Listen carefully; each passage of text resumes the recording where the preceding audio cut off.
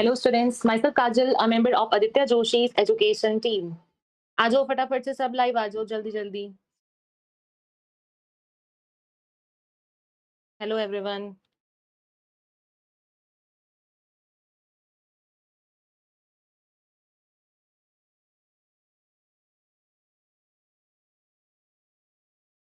Hello everyone, good evening everyone.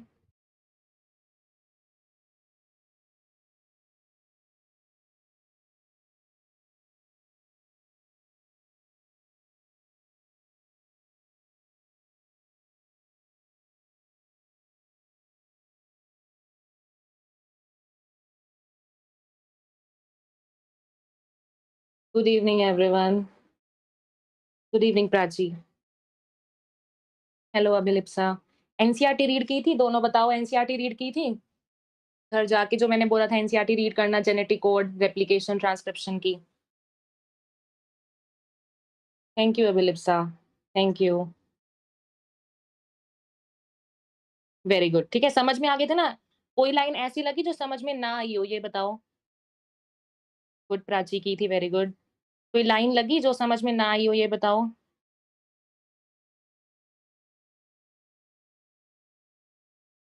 Thank you Prachi.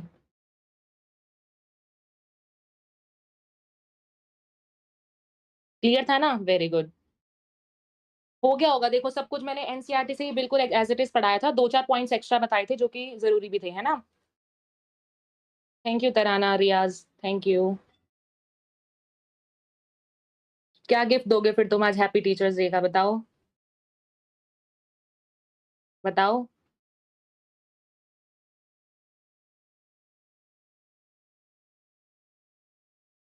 हाँ, मैं upstream और डाउनस्ट्रीम बताऊँगी, अभी बताऊँगी, वो क्लियर अभी करूँगी, ठीक है? वो बताऊँगी दोबारा। बताओ, सब आ जाओ। Good evening Dorami. अच्छा, अभिलिप्सा कह रहे 15 सितंबर को सारे क्वेश्चन, हाँ, बस यही गिफ्ट चाहिए, ठीक है? नीट में बस बायो में 360 ले आना और टेस्ट में फुल मार्क्स लाते रहो बस बायो में एटलीस्ट तो। मेरे में तो लाओ बायो में। Thank you Dorami. चलो, हाँ, मैं अभी देखो, आपका जो एक वो क्वेश्चन था, जो मैंने कमेंट्स में बताया था, आपको लिख के बताया था, वो सीक्वेंस वाला और वो जो आपके पास वो है डाउनस्ट्रीम और वो वाला अपस्ट्रीम वाला, मैं एक्सप्लेन करूँगी अभी दोबारा, ठीक है? फिर हम आज ट्रांसलेशन बहुत अच्छे से समझेंगे, एनिमेशन वीडियो से आपको बिल्कुल अच्छे से बताऊँगी। आपके जो डीएनए फिंगरप्रिंटिंग है, वो भी हम बिल्कुल एनिमेशन वीडियो से अच्छे से समझेंगे। चैप्टर हमारा आज फिनिश हो जाएगा। साथ-साथ देखो, मैं आपको बिल्कुल ट्रांसलेशन बिल्कुल एक अच्छे से प्रोसेस से समझाऊँगी, ठीक है?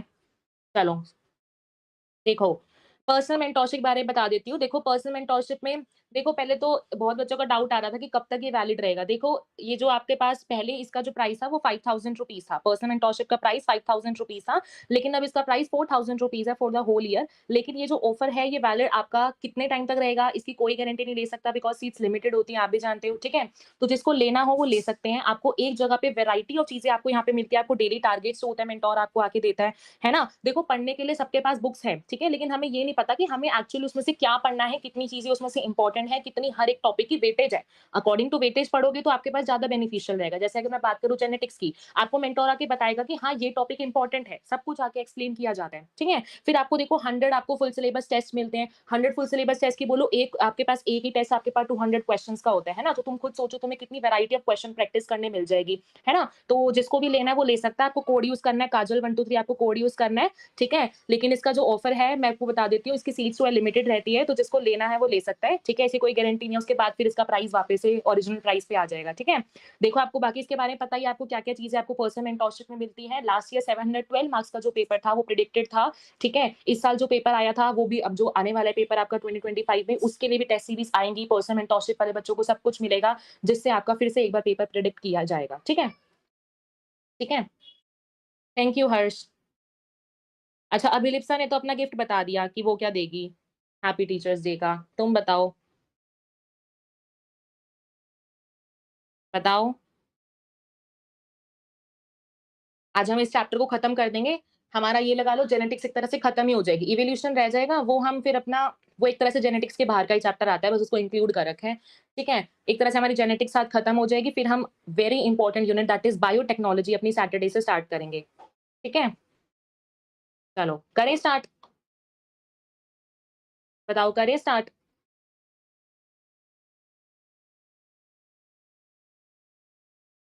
अच्छा, प्राची भी सारे क्वेश्चंस, हाँ, बस यही, ठीक है? बायो में तुम्हारे 100 मार्क्स का जो है 12th का आता है ना, वैसे देखो 200 आने चाहिए। आपको अपराजिता भी पढ़ाती है, अच्छा, है ना? अच्छा, रियाज़ का भी सेम, ठीक है। Thank you Eliza. चलो स्टार्ट करते हैं, ठीक है? चलो, पहले तो ना रेप्लिकेशन से ट्रांसक्रिप्शन पे बेस्ड 2-4 क्वेश्चन्स हैं, ठीक है? जो कि इम्पोर्टेंट है, उसके बेस पे हम वो कर लेते हैं। देखो, पहला क्वेश्चन देखो, in one replicon how many origin? पहली बात तो देखो रेप्लिकॉन क्या होता है आपके पास, ठीक है? रेप्लिकॉन का मतलब क्या होता है? जैसे मान लो मैंने आपको बताया था हमारा ये पूरा स्ट्रैंड होता था, यहाँ से हमारे पास क्या होते थे, जब मेरे पास स्ट्रैंड खुलता था तो इस तरह से स्ट्रैंड खुलता था और यहाँ से मेरे पास जो है दोनों स्ट्रैंड्स होते थे वो ओपन होते थे, है ना? अब क्या होता है इसलिए यहाँ पे ये हमारे पास माना जाता था ओरिजिन, क्योंकि इसी साइड से हमारे पास क्या होती थी, हमारी जो रेप्लिकेशन है वो स्टार्ट होती थी। इस पूरे एरिया को हम कहते हैं रेप्लिकॉन। क्या कहते हैं इसको? हम पूरा रेप्लिकॉन कहते हैं। तो अगर मैं तुमसे क्वेश्चन पूछूं कि मेरे पास एक रेप्लिकॉन के अंदर मेरे पास कितने ओरिजिन होंगे, तो डेफिनेटली एक ओरिजिन होगा। ये तो मुझे बात यहाँ से क्लियर होगी कि एक ओरिजिन होगा, क्योंकि हमने अगर दोनों साइड, देखो क्या होता है, दोनों साइड से हमारी रेप्लिकेशन जो है वो चलती है, लेकिन ओरिजिन कितना होगा उसका? एक होगा, है ना? फिर मैं आपसे पूछूं कि टर्मिनस कितने होंगे? टर्मिनस, एक रेप्लिकॉन के अंदर मैं पूछूं टर्मिनस कितने होंगे, मींस टर्मिनल पोजीशन की बात हो रही है। टर्मिनस कितने होंगे? दो होंगे, क्योंकि देखो एक टर्मिनस यहाँ हो गया, एक टर्मिनस आपके पास यहाँ हो गया, ठीक है? थर्ड मैं आपसे पूछूं कि कितने रेप्लिकेशन फॉर्क बनेंगे, तो डेफिनेटली 2 रेप्लिकेशन फॉर्क बनेंगे ना, ये भी 2 ये भी 2। रेप्लिकेशन फॉर्क कैसे बने? देखो, एक ये रेप्लिकेशन फॉर्क, एक ये दूसरा रेप्लिकेशन फॉर्क। तो यहाँ से क्वेश्चन आ सकता है, अगर मैं आपसे पूछूं, चलो कमेंट से मुझे बताओ कि आपके पास अगर 3 रेप्लिकॉन है तो उसमें रेप्लिकेशन फॉर्क कितने बनेंगे? 3 आपके पास रेप्लिकॉन्स हैं, उसमें आपके पास कितने रेप्लिकेशन फॉर्क का बनाओगे? बताओ, बताओ। अच्छा, सब सारे सेम गिफ्ट देंगे, चलो अच्छी बात है, ठीक है? नीट में 360 ले आना, वही गिफ्ट हो जाएगा, ठीक है? बताओ, बताओ। हाँ, अभिलिप्सा, ठीक है, गुड, 6, ठीक है, डबल कर दोगे बस तो तुम्हारे जो है उतने नंबर ऑफ रेप्लिकेशन फॉर्क आ जाते हैं, ठीक है? सबको समझ में आ गया था ये वाला क्वेश्चन?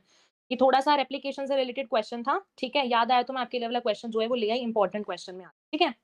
ठीक है, प्राची, सबका ठीक है। चलो देखो, नेक्स्ट देखो, which RNA polymerase transcribe cistron in eukaryote? Cistron का मतलब मैंने पिछले लेक्चर में बताया था, जीन और सिस्ट्रोन में एक्चुअल डिफरेंस क्या होता है। तो सिस्ट्रोन की यहाँ पे बात कर रहे हैं कि कौन सा आरएनए पॉलीमरेज है जो कि आपका क्या करता है, ट्रांसक्रिप्शन करता है सिस्ट्रोन की। देखो, आपको अगर याद हो, मैंने आरएनए पॉलीमरेज 1, 2, 3 तीनों का मैंने आपको डिफरेंशिएट करके बताया था। पॉलीमरेज 1 क्या काम करता है, 2 का काम करता है, सिमिलरली 3 का काम करता है।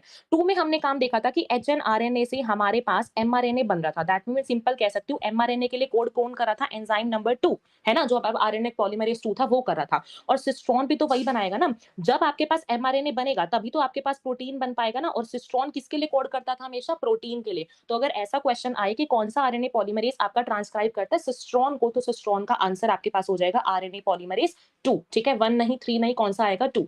समझ में आया ये वाला क्वेश्चन? बताओ, जल्दी जल्दी बताओ, फिर हम अपना न्यू टॉपिक भी स्टार्ट करना है, ट्रांसलेशन वाला। बताओ, 2-3 और क्वेश्चन है हमारे पिछले लेक्चर पे बेस्ड। बताओ, सब समझ आ गया ना? बताओ, थम्स अप दे दो फटाफट से, सोना नहीं है क्लास में।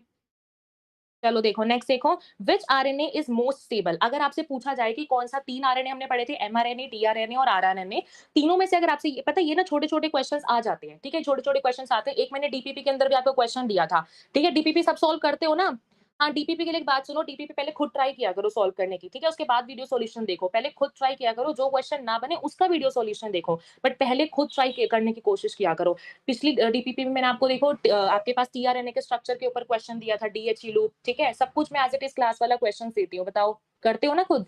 ठीक है, वेरी गुड, ठीक है, चलो देखो, which RNA is more stable? अगर आपसे 3 आरएनए आरएनए में से पूछा जाए कौन सा आरएनए सबसे ज्यादा स्टेबल होता है, तो आप मार्क करके आओगे आरआरएनए। अगर आपको याद हो, हमने पढ़ा था आरएनए पॉलीमरेज 1 जो हमने पढ़ा था, वहां पे हमने देखा था कि हमारे पास आरआरएनए के ही 3 पार्ट्स आए थे। हमने क्या बात की थी? 28 वाले की बात की थी, 5.8 वाले की बात की थी, 18 एसएनआरएनए की बात की थी। तो अगर हम बोले ना सबसे ज्यादा स्टेबल कौन सा होता है, तो हम इसका आंसर लिख के आते हैं हमेशा आरआरएनए जो होता है सबसे ज्यादा स्टेबल होता है। पहला क्वेश्चन ये हमारा डन हो गया, ठीक है? छोटे छोटे से क्वेश्चन है। फिर आता है कि सबसे छोटा आरएनए कौन सा है? तीनों आरएनए में से अगर मैं पूछूं सबसे छोटा सा कौन सा आरएनए होता है, तो वो उसका आंसर आएगा आपके पास टीआरएनए। ये क्वेश्चन ध्यान से सुन लो, मैं टेस्ट में दे दूंगी इसमें से एक क्वेश्चन, ठीक है? ध्यान से सुन लो, ठीक है? तो स्मॉलेस्ट आरएनए कौन सा होता है? मेरे पास टीआरएनए होता है, सिर्फ लर्न वाली बात है, कोई समझाने वाली बात नहीं है, ठीक है? फिर मैं आपसे पूछूं which RNA is present in lowest number? तीनों में से मैं पूछूं किसका नंबर सबसे कम है? कौन सा ऐसा आरएनए जो सबसे कम अमाउंट, सबसे अमाउंट नहीं, अभी अमाउंट के लिए अलग आता है, सबसे कम नंबर में प्रेजेंट होता है, तो उसका आंसर आएगा आपके पास आरआरएनए। तो आरआरएनए होता है वो स्टेबल भी माना जाता है और लोएस्ट इन नंबर भी माना जाता है, ठीक है? लेकिन मैं अगर आपसे क्वेश्चन पूछूं कि अमाउंट तीनों में से, तीनों की अमाउंट किसकी सबसे ज्यादा होगी, तो हम यहाँ पे बोलते हैं आरआरएनए की अमाउंट, देन टीआरएनए की अमाउंट, देन एमआरएनए की अमाउंट। ये अमाउंट वाला क्वेश्चन बहुत ज्यादा इंपॉर्टेंट है और इसको ध्यान से सुन लिया करो। जब मैं बोलती हूँ ना बहुत ज्यादा इंपॉर्टेंट है, तो उसको तो उन क्वेश्चन को रट ही लिया करो बिल्कुल, ठीक है? तो यहाँ पे मेरे पास अमाउंट का मैंने बता दिया, अमाउंट के लिए आपको जो है इनका अरेंज मैंने आपको करके बता दिया। ये क्वेश्चन छोटे-छोटे क्वेश्चन्स हैं, बहुत ज़्यादा इंपॉर्टेंट होते हैं, इसलिए मैं क्वेश्चन्स लाई थी। सबको समझ में आ गए ना? फिर हम अपना स्टार्ट करते हैं, पहले डाउनस्ट्रीम, अपस्ट्रीम बताऊँगी, फिर हम ट्रांसलेशन पे आएँगे, ठीक है?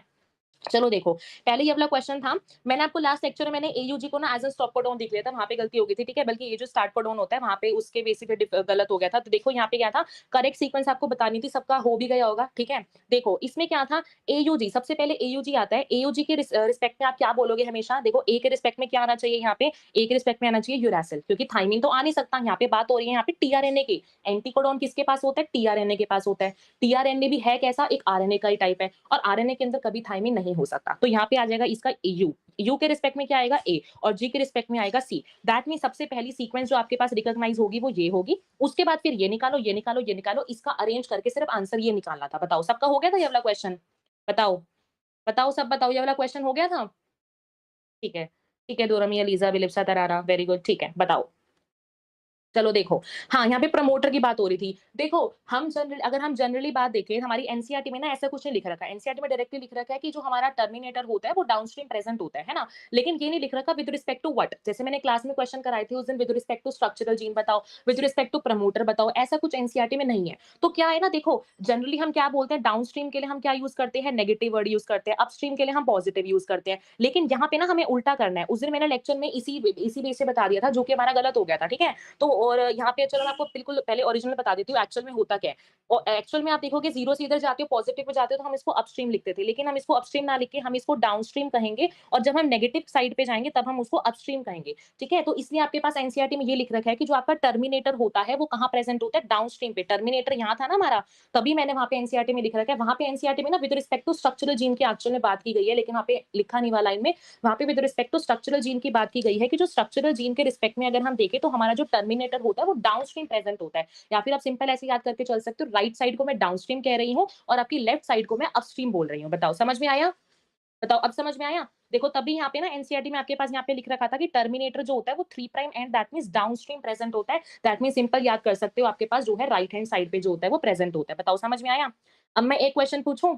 हाँ, अब तो समझ में आ गया होगा ना? हाँ, वो प्लस माइनस में थोड़ी कंफ्यूजन हो गई थी, और किसी ने कमेंट में भी नहीं लिखा, या तुमने कमेंट मेरा देख लिया था इसलिए नहीं लिखा, या तुम ध्यान से नहीं देखते लेक्चर इसलिए नहीं देखा। चलो, समझ में आ गया ना? अच्छा, मैं एक क्वेश्चन पूछती हूँ, मुझे बताओ, अगर मान लो मैं लिखूँ कि मेरी स्ट्रक्चरल जीन जो होती है विद रिस्पेक्ट टू प्रमोटर, अगर मैं पूछ रही हूँ विद रिस्पेक्ट टू प्रमोटर, मेरी जो स्ट्रक्चरल जीन है वो कहाँ प्रेज़ेंट होगी? अपस्ट्रीम प्रेज़ेंट होगी या डाउनस्ट्रीम प्रेज़ेंट होगी? ये बताओ। विद रिस्पेक्ट टू प्रमोटर मैं पूछ रही हूँ, प्रमोटर के रिस्पेक्ट में जो स्ट्रक्चरल जीन है वो कहाँ प्रेज़ेंट होगी? अपस्ट्रीम या फिर डाउनस्ट्रीम? बताओ, बताओ। हाँ, वो कमेंट देख लिया होगा तुमने, है ना? चलो, कोई बात नहीं, गुड। ठीक है, बताओ, with respect to structural gene के उसमें बताओ। हाँ, कमेंट देख लिया होगा, कोई बात नहीं, चलो। बताओ, ये वाला बताओ। With respect to structural gene, हाँ, with respect to promoter structural gene कहाँ पे होगी? डाउनस्ट्रीम या फिर अपस्ट्रीम? बताओ। सिंपल सा एक चीज़ बताइए, राइट को तुम क्या बोलोगे, लेफ्ट को क्या बोलोगे, यहीं से याद हो जाएगा। फटाफट बताओ, फिर हमारा ट्रांसलेशन टॉपिक स्टार्ट हो जाएगा। बताओ, बताओ। बोलो, बोलो, फटाफट बोलो, फिर हमारा ट्रांसलेशन टॉपिक हम स्टार्ट करेंगे। With respect to promoter structural gene कहाँ? डोरेमी अभी भी अपस्ट्रीम। राइट साइड देखो, प्रमोटर के रिस्पेक्ट में देखो ना, प्रमोटर के रिस्पेक्ट में स्ट्रक्चरल जीन आपकी राइट साइड पे आ रही है, और राइट के लिए मैंने सिंपल बोल दिया डाउनस्ट्रीम, है ना? हाँ, बिलिप्सा प्राची, ठीक है। ठीक है डोरेमी, अब समझ आया? बताओ। चलो, समझ में आ गया, तो एक ये लाइन्स देख लो। ये लाइन्स अगर एनसीईआरटी सबने रीड की होगी, जेनेटिक कोड में ये लाइन्स लिखी हुई हैं। ये थोड़ा-सा ट्रांसलेशन से लिंक्ड है, इसलिए मैं आपको जो है एक्सप्लेन कर देती हूँ। ये देखो, यहाँ पे क्या लिख रखा है, during replication and transcription. Replication और ट्रांसक्रिप्शन के टाइम पे क्या होता है, सबको पता है हमारा क्या होता था, एक न्यूक्लिक एसिड क्या होता है, डीएनए या फिर आरएनए हो सकता है ना? तो यहाँ पे लिख रखा है रेप्लिकेशन ट्रांसक्रिप्शन के टाइम पे हमारे पास क्या होता है, एक न्यूक्लिक एसिड दूसरे न्यूक्लिक एसिड में के पास जो होता है वो कन्वर्ट हो रहा था। जैसे डीएनए से आरएनए बना, एक न्यूक्लिक एसिड से दूसरा आपके पास न्यूक्लिक एसिड बना, तो उसको हम सिंपल बोल देते थे थे अपना ट्रांसक्रिप्शन या फिर रेप्लिकेशन। अब यहाँ पे देखो these processes are easy to conceptualise on the basis of complementarity. हमने देखा था चाहे हमारा ट्रांसक्रिप्शन हो चाहे हमारा रेप्लिकेशन हो, वहां पे हमारी कॉम्प्लीमेंट्रिटी आ रही थी, दैट मींस ए के रिस्पेक्ट में टी आ रहा था, ऐसे ऐसे आ रहा था। लेकिन अब हम ट्रांसलेशन में देखेंगे हमें यहाँ पे कोई कॉम्प्लीमेंट्रिटी नहीं दिखेगी। जैसे यहाँ पे लिख रखा है प्रोसेस ऑफ ट्रांसलेशन में क्या होता है, इसमें आपके पास ट्रांसफर होता है genetic information from a polymer of nucleotide. अगर आपको याद हो डीएनए कैसे बनता था, जब पॉलीमर, जब आपके पास बहुत सारे न्यूक्लियोटाइड आके पॉलीमर बना देते थे, तब आपके पास डीएनए बनता था। यहाँ पे इस लाइन का सिंपल सा कहने का मतलब है कि ट्रांसलेशन में क्या होता है कि आपके पास पॉलीमर ऑफ न्यूक्लियोटाइड बेसिकली, या फिर सिंपली बोलूं बहुत सारे आपके पास क्या होते हैं, डीएनए वगैरह आते हैं, ठीक है, जो कि आपके क्या बना देते हैं, polymer of amino acid. Polymer of amino acid को हम सिंपल बोलते हैं प्रोटीन, और पॉलीमर ऑफ न्यूक्लियोटाइड को हम सिंपल बोलते हैं डीएनए या फिर आरएनए। और हमें पता है हमारा आरएनए से ही प्रोटीन बनता था। तो यहाँ से क्या तुम लिंक कर पा रहे हो, ये बताओ। यहाँ पे सिंपल बोल रहे हैं पॉलीमर ऑफ न्यूक्लियोटाइड, इसका मतलब सिंपल यहाँ मान लो आरएनए की बात हो रही है, आरएनए से हमारा जब बन जाता है पॉलीमर ऑफ अमीनो एसिड जो कि आपका प्रोटीन होता है, उस प्रोसेस को हम ट्रांसलेशन बोलते हैं। ये लाइन थोड़ी सी डायरेक्टली नहीं बोली हुई, इनडायरेक्टली ये लाइन बोली हुई थी, इसलिए मैं थोड़ा सा ले आई हूं एनसीईआरटी में, ठीक है। फिर लिखा है neither does any complementarity exist between the nucleotide. जैसे आपने देखा होगा, हमने रेप्लिकेशन ट्रांसक्रिप्शन में पढ़ा था, वहां पे हमने देखा था एक कॉम्प्लीमेंट्रिटी आ रही थी, है ना, लेकिन अब ट्रांसलेशन में आपको ऊपर बताया यहाँ पे कोई कॉम्प्लीमेंट्रिटी नहीं आती है, ना ही न्यूक्लियोटाइड और आपके उसके बीच में, ठीक है। फिर उसके बाद यही है, यहाँ पे दे रखा है to support the notion that change in nucleic acid और genetic material responsible for change in amino acid. अगर आपको सिकल सेल एनीमिया वाला याद हो, मैंने आपको कमेंट्स में भी लिखवाया था सबसे कि आपके पास जीएजी से जीयूजी में चेंज होता था, कौन से लेवल पे, एमआरएनए लेवल पे। मैंने लिखवाई थी ये लाइन, एमआरएनए लेवल पे चेंज होता था। तो वो यही कह रहे हैं कि आपके पास change in nucleic acid, nucleic acid यहाँ पे आरएनए की बात हो रही है, कि जैसे आप चेंज करोगे न्यूक्लिक एसिड में, वो रिस्पॉन्सिबल होता है चेंज इन अमीनो एसिड के लिए। अगर आपको याद हो सिकल सेल एनीमिया में हमने पढ़ा था ग्लूटामिक एसिड रिप्लेस हो जाता था वेलिन से, दैट मीन वहां पे क्या हो जाता था, आपके पास अमीनो एसिड ही चेंज हो गया था। तो हम यहाँ पे कह सकते हैं ना कि अगर हम एमआरएनए लेवल पे कोई अपनी सीक्वेंस चेंज करे, उससे हमारे पास अमीनो एसिड भी बदल जाता है। तो यहाँ पे यही लाइन जो है एक्सप्लेन की गई है इनडायरेक्टली, तीनों लाइंस यहाँ पे इनडायरेक्टली कही गई थी, इसलिए मैं एनसीईआरटी से ले आई कि अगर किसी को समझ ना आई हो तो मैं बता देती हूँ, ठीक है। समझ में आ गया, आप बताओ। चलो अब हम स्टार्ट करते हैं अपना ट्रांसलेशन, ठीक है। ट्रांसलेशन मोस्ट इंपॉर्टेंट टॉपिक है, मैं आपको एनिमेशन से भी दिखाऊंगी, समझाऊंगी भी, ठीक है। देखो ट्रांसलेशन के लिए ना आपके पास ना जरूरी होते हैं राइबोसोम्स, ठीक है। ट्रांसलेशन के आपके पास जरूरी होते हैं राइबोसोम्स। राइबोसोम्स अगर आपने सेल वाला चैप्टर पढ़ा होगा तो हमारे पास राइबोसोम्स जो होते हैं वो किससे बनते हैं, आरएनए और प्रोटीन से। हमारे जो राइबोसोम्स होते हैं ना, वो हमारे बनते हैं आरएनए से और हमारे पास प्रोटीन से बनते हैं, ठीक है। और हमारे राइबोसोम्स होते हैं दो तरह के होते हैं, एक होते हैं 70s, एक होते हैं 80s। जो 70s वाले होते हैं वो हमें मिलते हैं प्रोकैरियोट्स के अंदर, और जो 80s वाले होते हैं वो हमें मिलते हैं यूकैरियोट्स के अंदर। बताओ पहले इतना बताओ, सबको इतना आइडिया तो पता है ना कि प्रोकैरियोट्स में कौन से राइबोसोम्स मिलते हैं और आपके पास यूकैरियोट्स में कौन से मिलते हैं। 70s में भी अगर हम देखें ना, हमारे पास दो यूनिट्स इसकी फर्दर आती है, 30s और 50s। 30s तो होती है वो क्या क्या बनाती है, 16 एस आरएनए, और मेरे पास इसके पास 21 प्रोटीन्स होते हैं, क्योंकि एक राइबोसोम किससे बना होता है, आरएनए और प्रोटीन से मिलकर बना हुआ होता है। इसका क्वेश्चन है नीट में 2023 में इसका क्वेश्चन आया था, है ना, 2022 या 23 में इसका क्वेश्चन आया था कि 30s की जो यूनिट्स बताओ। तो 30s में आपको यूनिट्स ये याद करनी है कि 16 एस आरएनए से बना होता है। प्रोटीन का नंबर याद करो ना करो, बट ये इंपॉर्टेंट है कि कौन से आरएनए से बना हुआ होता है, ठीक है। तो क्या होता है 30s वाला इससे बना होता है, 50s वाला जो होता है वो इन दोनों से बना होता है, दिस इज वेरी इंपॉर्टेंट, ठीक है। फिर जो इसमें से 80 वाला डिवाइडेड होता है 40 और 60 में। अब कोई यहाँ पे 60 प्लस 40 करके 100 एस नहीं बोल देगा, ये गलत हो जाएगा। 80 यहाँ पे हमें प्लस नहीं करना, ठीक है। यहाँ पे सिंपल याद रखो 80 वाला जो होता है वो डिवाइडेड होता है 40s और 60s में, जिसमें 60s आपका इन तीनों से बना हुआ होता है और 40s आपका इससे बना होता है, ठीक है। अब इसमें मेन चीज तो सबसे इंपॉर्टेंट है वो याद करने वाली है 28 एस आरएनए और आपके पास 23 एस आरएनए।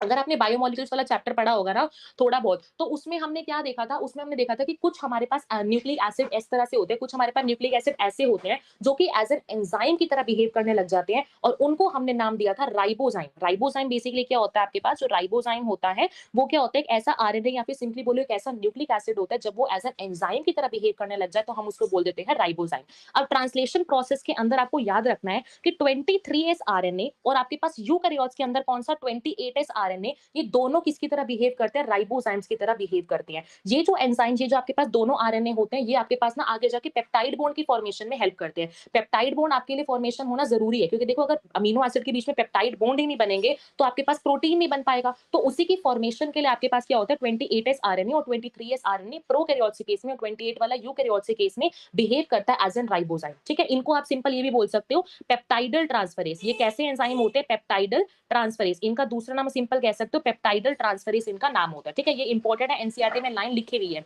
एक बात जरूर याद रखना, 28 यूकैरियोट्स में होता है, 23 वाला आपके पास प्रोकैरियोट्स में होता है। बताओ समझ में आया, बताओ समझ में आया, फटाफट बताओ, फटाफट बताओ, फटाफट से थम्स अप दे दो, हमें पूरा अपना चैप्टर कंप्लीट करना है आज। ठीक है, चलो नेक्स्ट देखो ट्रांसलेशन। अब हम मेन स्टार्ट करते हैं। ट्रांसलेशन क्या होता है सबको पता है, एमआरएनए से टेम्पलेट बनना। कोई यहाँ पे एचएनआरएनए लिखेगा क्योंकि एचएनआरएनए हमने देखा था स्प्लाइसिंग हुई थी तब जाके एमआरएनए बना था, और एमआरएनए से जब हमारे पास प्रोटीन बनता है उसी को हम कहते हैं अपना ट्रांसलेशन। एचएनआरएनए से अगर कोई प्रोटीन बना रहा है तो वो गलत है, एमआरएनए से ही प्रोटीन बनना चाहिए, वही आपके पास ट्रांसलेशन होता है। ठीक है, वेरी गुड, ठीक है, सबको समझ आ गया। ठीक है, अब क्या होता है, जो हमारे पास 3 आरएनए हमने पढ़े हैं, उसमें से जो हमारा एमआरएनए होता है ना, वो एज़ एन टेम्पलेट की तरह बिहेव करता है। जैसे हमने अपने रेप्लिकेशन में पढ़ा था, हमारे पास एक टेम्पलेट डीएनए बना था, उससे हमारे पास एक डॉटर डीएनए बना था रेप्लिकेशन होके। ट्रांसक्रिप्शन में भी हमने यही चीज़ पढ़ी थी। सिमिलरली ट्रांसलेशन के केस में जो एमआरएनए होता है, वो एज़ एन टेम्पलेट स्ट्रैंड की तरह बिहेव करता है। 3 स्टेप्स में आपके पास यहाँ पे जो है आपकी ट्रांसलेशन होती है। पहला स्टेप होता है इनिशिएशन। इनिशिएशन में क्या होता है, पहला स्टेप आपको जब स्टार्ट करनी है, यहाँ पे आपके पास क्या होती है, चार्जिंग होती है टीआरएनए की, या फिर सिंपल वर्ड्स में आप कह सकते हो यहाँ पे एक्टिवेशन करानी होती है हमें अमीनो एसिड्स की।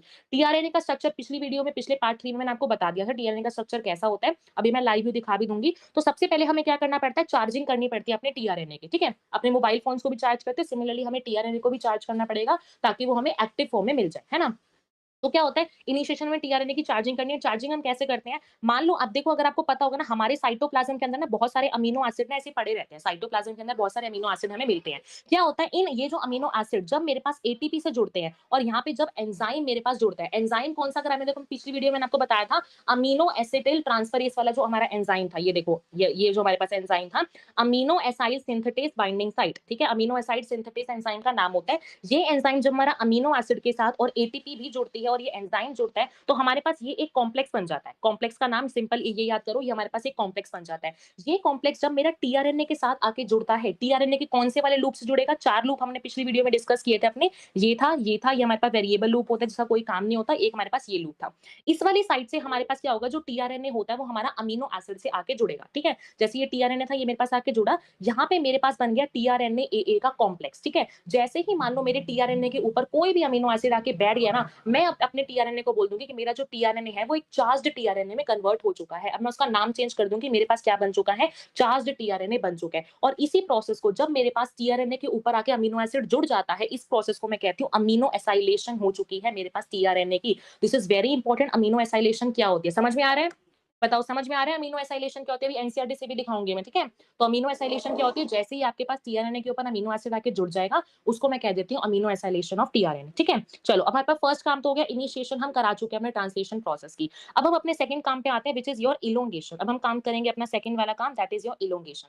देखो आपके पास जो ट्रांसलेशन वाला प्रोसेस है ना, वो शुरू कब होता है, देखो मैं आपको सिंपल इससे बताती हूँ, समझने से पहले मैं आपको यहाँ बताती हूँ।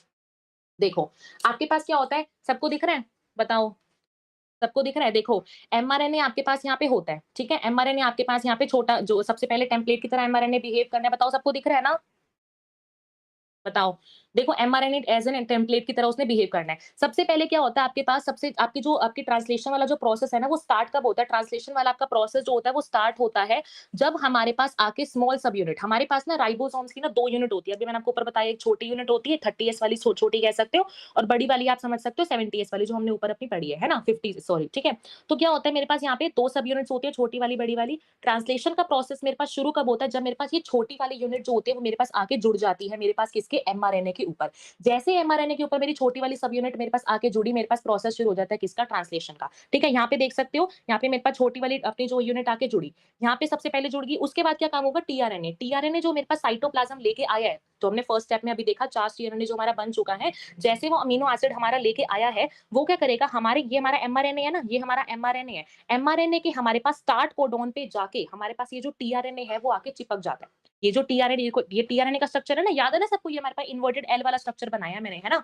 ये जो टीआरएनए है, ये अमीनो एसिड लेके आया साइटोप्लाज्म से, इसने क्या करा, जैसे छोटी सी यूनिट यहाँ पे अभी जुड़ी हुई है, छोटी सी यूनिट जुड़ी हुई है, साथ साथ हमारे पास आके टीआरएनए भी जुड़ जाता है। जैसे ही टीआरएनए हमारे पास यहाँ पे आके जुड़ जाता है, हमारे पास राइबोसोम की बड़ी वाली यूनिट जो है, अब वो भी आके जुड़ जाती है। देखो मैं आपको बताती हूँ, छोटी वाली यूनिट मेरे पास यहाँ पे जुड़ी हुई है, ठीक है, जैसे छोटी वाली यूनिट जुड़ गई, ऊपर मेरे पास आके यहाँ पे बड़ी वाली यूनिट जो है ऐसे आके जुड़ जाएगी। ठीक है, अब क्या होता है, इस बड़ी वाली यूनिट के ना, मेरे पास क्या होता है, राइबोसोम की 2 यूनिट अभी मैंने आपको बताया। राइबोसोम की जो बड़ी वाली यूनिट होती है ना, इसके पास प्रेजेंट होती है 3 साइट्स। कौन सी 3 साइट्स प्रेजेंट होती है, पी साइट, ए साइट और ई साइट। ठीक है, 3 साइट मेरे पास प्रेजेंट होती है बड़ी वाली राइबोसोम के ऊपर। ठीक है, बड़ी वाली राइबोसोम की यूनिट के ऊपर। अब क्या होता है, यहाँ पे ध्यान से समझना इस बात को, देखो क्या होता है मेरे पास, सबको दिख रहा है ना, चलो पहले मैं इसमें बताती हूँ फिर बताऊंगी। देखो यहाँ पे मेरे पास क्या हुआ, बड़ी वाली यूनिट आके जुड़ गई। होता क्या है यहाँ पे एक्चुअली, वेट, चलो यहीं देखो। देखो बड़ी वाली यूनिट मेरे पास आके जुड़ी, अब क्या होता है मान लो ये मेरे पास अमीनो एसिड जो मेरे पास टीआरएनए आके जुड़ा है, ये मेरे प्रेज़ेंट होता है पी वाली साइड पे। इधर मेरे पास प्रेज़ेंट होती है ई साइड और यहाँ मेरे पास प्रेज़ेंट होती है ए साइड। सबको समझ में आ रहा है ना बताओ? देखो ये ध्यान से समझ लो, ये थोड़ा मुश्किल टॉपिक है। एनिमेशन में दिखाऊँगी तो अच्छे से क्लियर हो जाएगा, लेकिन फिलहाल पहले समझो। बताओ सब थम्स अप दे दो क्लियर हो रहा है तो। ठीक है? बड़ी वाली यूनिट मेरे पास आई जहाँ पे ये जो टीआरएनए है ना, मान लो ये टीआरएनए बीच में थोड़ा-सा बाहर निकल गया, समझो थोड़ा-सा, टीआरएनए मान लो मेरे पास यहाँ पे पी वाली साइड पे है। एक्चुअल में होता क्या है, ये जो मेरे पास ये वाली यूनिट है ना, पहले यहाँ पे देखो, हाँ, ये जो मेरे पास ये वाली यूनिट है, यहाँ पे जो मेरे पास टीआरएनए आया है ना, यहाँ पे क्या होता है, ए वाली साइड पे ना मेरे पास जो है नए वाले अमीनो एसिड आते जाते हैं। पहले क्या हुआ, मेरे पास अमीनो एसिड आया, टीआरएनए के पास अमीनो एसिड था, टीआरएनए क्या करा, अमीनो एसिड लेके आया, मेरे पास आके पी वाली साइड पे आके बैठ गया। फिर क्या होता है, पी वाली साइड से मेरे पास नया अमीनो एसिड आएगा। अब मेरे पास नया अमीनो एसिड आया, मान लो टीआरएनए था, दूसरा अमीनो एसिड को पकड़ के लाया, वो आता एंटर होता जाता है ए वाली साइड पे। एंटर एक-एक करके एंट्री होती जाती है आपकी ए वाली साइड पे, एक-एक अमीनो एसिड की जो है एंट्री होती जाती है। अब क्या होता है, पी वाला अमीनो एसिड जो ये मेरे पास ये आपको ग्रीन में दिख रहा है, जो यहाँ पे पी वाला अमीनो एसिड होता है, ये क्या करता है, ये यहाँ पे जो टीआरएनए ए वाली साइड पे आ गया, ये टीआरएनए यहाँ बना रही हूँ, मान लो आपके पास टीआरएनए जो सेकंड वाला टीआरएनए वो यहाँ पे आ गया। क्या होता है, इस पी वाली साइड से, इस पी वाली साइड का जो अमीनो एसिड है, ये ट्रांसफर हो जाता है ए वाली साइड के टीआरएनए के अमीनो एसिड पे। समझ में आ रहा है? मैंने क्या बोला, जो पी वाला अमीनो एसिड, जो पी वाली साइड पे जो अमीनो एसिड बैठा है, वो क्या करता है, ट्रांसफर हो जाता है ए वाली साइड के टीआरएनए के ऊपर। और क्या होता है, जो मेरे पास बाकी बचा हुआ टीआरएनए होता है, वो इस ई वाली साइड से क्या होता है, एग्जिट हो जाता है। समझ में आ रहा है? ई का मतलब ये होता है एग्जिट साइड, पी वाली साइड पे क्या होता है, आपके पास आते जाते हैं, और ए वाली साइड पे क्या होता है, आपके पास नया वाला टीआरएनए आता जाता है। देखो मैं थोड़ा क्लियर आपको बताती हूँ, ठीक है? थोड़ा-सा यहाँ पे आपको मैं क्लियर बताती हूँ। ये देखो। ये देखो, एक्चुअल में आपके पास हुआ क्या, दोबारा से देखो क्या हुआ मेरे पास यहाँ पे। मेरे पास क्या होता है, बड़ी यूनिट जुड़ गई, बड़ी यूनिट तक सबको समझ में आ गया होगा, यहाँ पे बड़ी वाली यूनिट जुड़ गई। यहाँ पे मेरे पास आके जो मेरे पास टीआरएनए है, वो एक अमीनो एसिड लाया हुआ है, जो मैंने आपको फर्स्ट प्रोसेस में बताया। ये मेरे पास आता है पी वाली साइड में, यहाँ पे रहती है ई वाली साइड, यहाँ पे रहती है ए वाली साइड। अब क्या होता है, टीआरएनए दूसरा जो है आपके पास अमीनो एसिड पकड़ के लाएगा। जैसे ही दूसरा अमीनो एसिड यहाँ पे आया, यहाँ पे मेरे पास क्या हुआ, दूसरा अमीनो एसिड यहाँ पे आ गया। अब क्या होगा, जो यहाँ पे अमीनो एसिड बैठा है, ये आपके पास क्या करेगा, ये ए वाले के ऊपर चला जाएगा, है ना? फिर क्या होगा, ये जो आपके पास ये वाली यूनिट दिख रहा है ना, ये जो आपके पास दिख रही है, ये आगे-आगे शिफ्ट करता जाएगा। जैसे ही आगे शिफ्ट करा, अब मेरे पास क्या हुआ, ये जो ए वाली साइड थी, ये फिर से खाली हो गई। अब एक और मेरे पास अमीनो एसिड आएगा। फिर क्या होगा, फिर से क्या होगा, ये जो मेरे पास ये वाली यूनिट है, ये आगे ऐसे शिफ्टिंग, ऐसे राइबोसोम आगे-आगे खिसकते जाते हैं। फिर क्या होता है, ए वाली साइड जो होती है, वो एम्प्टी होती जाती है और एक और नया अमीनो एसिड आता जाता है, और सिमिलरली आगे-आगे ट्रांसफर हो के एक पूरी चेन बनने लग जाती है बहुत सारे अमीनो एसिड की। बताओ समझ में आया? देखो इस तरह से आपके पास होता है, यहाँ पे देखो, जैसे कि आपको यहाँ पे दिख रहा है, ये देखो यहाँ पे क्लियर दिखेगा। सबसे पहले क्या होता है, एयूजी वाली साइड पे आके बड़ी वाली यूनिट जो थी वो बैठी। यहाँ पे आपको दिख रहा है पी वाली साइड पे देखो, यहाँ पे देखो पी वाली साइड पे आके मेरे पास यहाँ पे जो था वो बैठ गई, है ना? उसके बाद क्या होगा, जी यहाँ पे ए वाला साइड खाली था, ए वाला साइड था, नया टीआरएनए आएगा मेरे पास, यहाँ पे नया टीआरएनए आएगा, और नया टीआरएनए क्या देगा, पहली बात तो देखो इसने अपना अमीनो एसिड, एरो दिख रही है सबको? एरो दिख रही है सबको? जो मेरे पास ये वाला अमीनो एसिड था, इसने सेकंड वाले टीआरएनए को दे दिया। अब ये राइबोसोम वाली यूनिट है, ये थोड़ी-सी आगे खिसकेगी, थोड़ा देखो आगे आई ना, जैसे ही आगे आई मेरे पास ए वाली साइड फिर से एम्प्टी हो गई। फिर एक नया अमीनो एसिड आएगा, फिर पी वाले से अमीनो एसिड जो है वो ए वाली साइड पे जाएगा। इस तरह से ए के पास चेन बनती जाएगी धीरे-धीरे, और आगे-आगे आपके पास जो राइबोसोम है वो ट्रांसफर होता जाएगा। इस तरह से आपके पास पूरी चेन बन जाती है, और उसी प्रोसेस को हम कहते हैं कि हमारे पास प्रोटीन जो है वो बन चुका है। बताओ, क्लियर हुआ? बताओ, देखो मैं अभी आपको एनिमेशन से दिखाती हूँ। बताओ, पहले बताओ, ये बात बताओ, क्लियर हुई सबको? थोड़ा-सा आइडिया मिला? बताओ, एक बात बताओ, देखो अब मैं आपको एनिमेशन वीडियो चला के बताती हूँ, फिर समझ में आएगा, देखो। देखो यहाँ पे वीडियो देखो। देखो सबसे पहले क्या दिख रहा है आपको, राइबोसोम बड़ी वाली यूनिट आके जुड़ी हुई है। देखो एक और नया टीआरएनए आया, जैसे ए वाली साइड पे देखो टीआरएनए आया यहाँ पे, देखो एक और अमीनो एसिड, टीआरएनए अपना अमीनो एसिड किसको दे दिया, पी वाले को, एक निकल गया बाहर, है ना? दूसरा अमीनो एसिड आ रहा है, देखो चेन बनती जा रही है, धीरे-धीरे देखो कैप्सूल्स की फॉर्म में चेन दिखा रहा है कि देखो आता जा रहा है। राइबोसोम देखो शिफ्ट होता जा रहा है धीरे-धीरे, स्ट्रैंड के ऊपर देखो राइबोसोम शिफ्टिंग हो रही है ना, शिफ्टिंग हो रही है, एक और टीआरएनए आता जा रहा है, और पूरी एक चेन बनती जा रही है मेरे पास अमीनो एसिड की। इस तरह से लास्ट में क्या होता है, फिर देखो अभी आपको चेन पूरी बाहर निकल जाएगी। ये देखो, फिर लास्ट में जैसे आपके पास स्टॉप कोडॉन का बताऊँगी, पहले इतनी बात बताओ, समझ में आ गई? बताओ, सब बताओ, वीडियो से समझ आया थोड़ा? बताओ, क्लियर हुआ? बताओ, बताओ, सब बताओ। देखो दोबारा देख सकते हो। देखो क्या हुआ, सबसे पहले एक आपके पास टीआरएनए, ये टीआरएनए दिखा रहा है ग्रीन ग्रीन। टीआरएनए एक अमीनो एसिड पकड़ के लाया हुआ है। देखो ए नीचे दिखा रखा है। ए वाली साइड पे आपके पास अमीनो एसिड आया। पी वाला आपके पास देखो, अब एक-एक तरह से चेन बनती जाएगी। देखो शिफ्टिंग हो रही है राइबोसोम की, देख रहे हो ना? ब्लू वाला पोर्शन आगे-आगे जाता जा रहा है। देखो ब्लू वाला पोर्शन आगे बिल्कुल ऐसे खिसकता जा रहा है, खिसकता जा रहा है, और आपके पास नए-नए अमीनो एसिड आए जा रहे हैं, और आपके पास क्या हो रही है, पूरी एक चेन बनती जा रही है आपके पास अमीनो एसिड की। क्लियर हो गया ना? ठीक है, ठीक है, गुड। जागृति, प्राची, एलिसा, वेरी गुड। ठीक है? चलो, यहाँ पे देखो, अब जैसे मेरे पास चलो इतना काम तो हो गया, मेरे पास इलोंगेशन होगी। थर्ड स्टेप मेरे पास आता है टर्मिनेशन। टर्मिनेशन कैसे होता है? जैसे आपका राइबोसोम, जैसे मैंने आपको यहाँ बताया था, राइबोसोम जैसे-जैसे आपका आगे बढ़ता जाता है, लास्ट में क्या होता है आपके पास यहाँ पे एमआरएनए के ऊपर स्टॉप कोडॉन आ जाता है। स्टॉप कोडॉन 3 तरह के होते हैं ना, जैसे ही स्टॉप कोडॉन पे आके मेरे पास जो साइट है वो रुक जाता है। स्टॉप कोडॉन पे आके आपकी ट्रांसलेशन स्टॉप हो जाएगी। जैसे ही राइबोसोम आपके स्टॉप कोडॉन पे आके रुका, आपके पास क्या होगा, जो पूरी यहाँ पे अभी दिखाया था ना वीडियो में, ये प्रोटीन की जो आपके पास चेन है, ये पूरी की पूरी अलग हो जाएगी आपके साइटोप्लाज्म से, और आपके पास जो था प्रोटीन जो है वो बन जाएगा। इस प्रोसेस को हम लास्ट प्रोसेस को कहते थे अपना टर्मिनेशन प्रोसेस। बताओ समझ में आया? क्लियर हुआ है ट्रांसलेशन का प्रोसेस? जल्दी-जल्दी बताओ। बताओ अभी लिप्सा, जागृति, एलिज़ा। बताओ, सब बताओ। हर्ष, डोरमी, बताओ। ये ऐसे हमारा पूरा अभी हम वीडियो में दिखाया था ना किस तरह से पूरी आपके पास प्रोटीन की चेन जो थी वो अलग हो गई थी। ये हमारा सिंपल सा होता है ट्रांसलेशन। बताओ क्लियर हुआ? फिर मैं आपको एनसीईआरटी से पढ़ाती हूँ एक बारी। ठीक है, वेरी गुड। ओके, ठीक है? चलो देखो, किसी ने वीडियो देखनी हो ना मेरे को टेलीग्राम पे बोल बोल देना, मैं शेयर कर दूँगी वहाँ पे, ठीक है?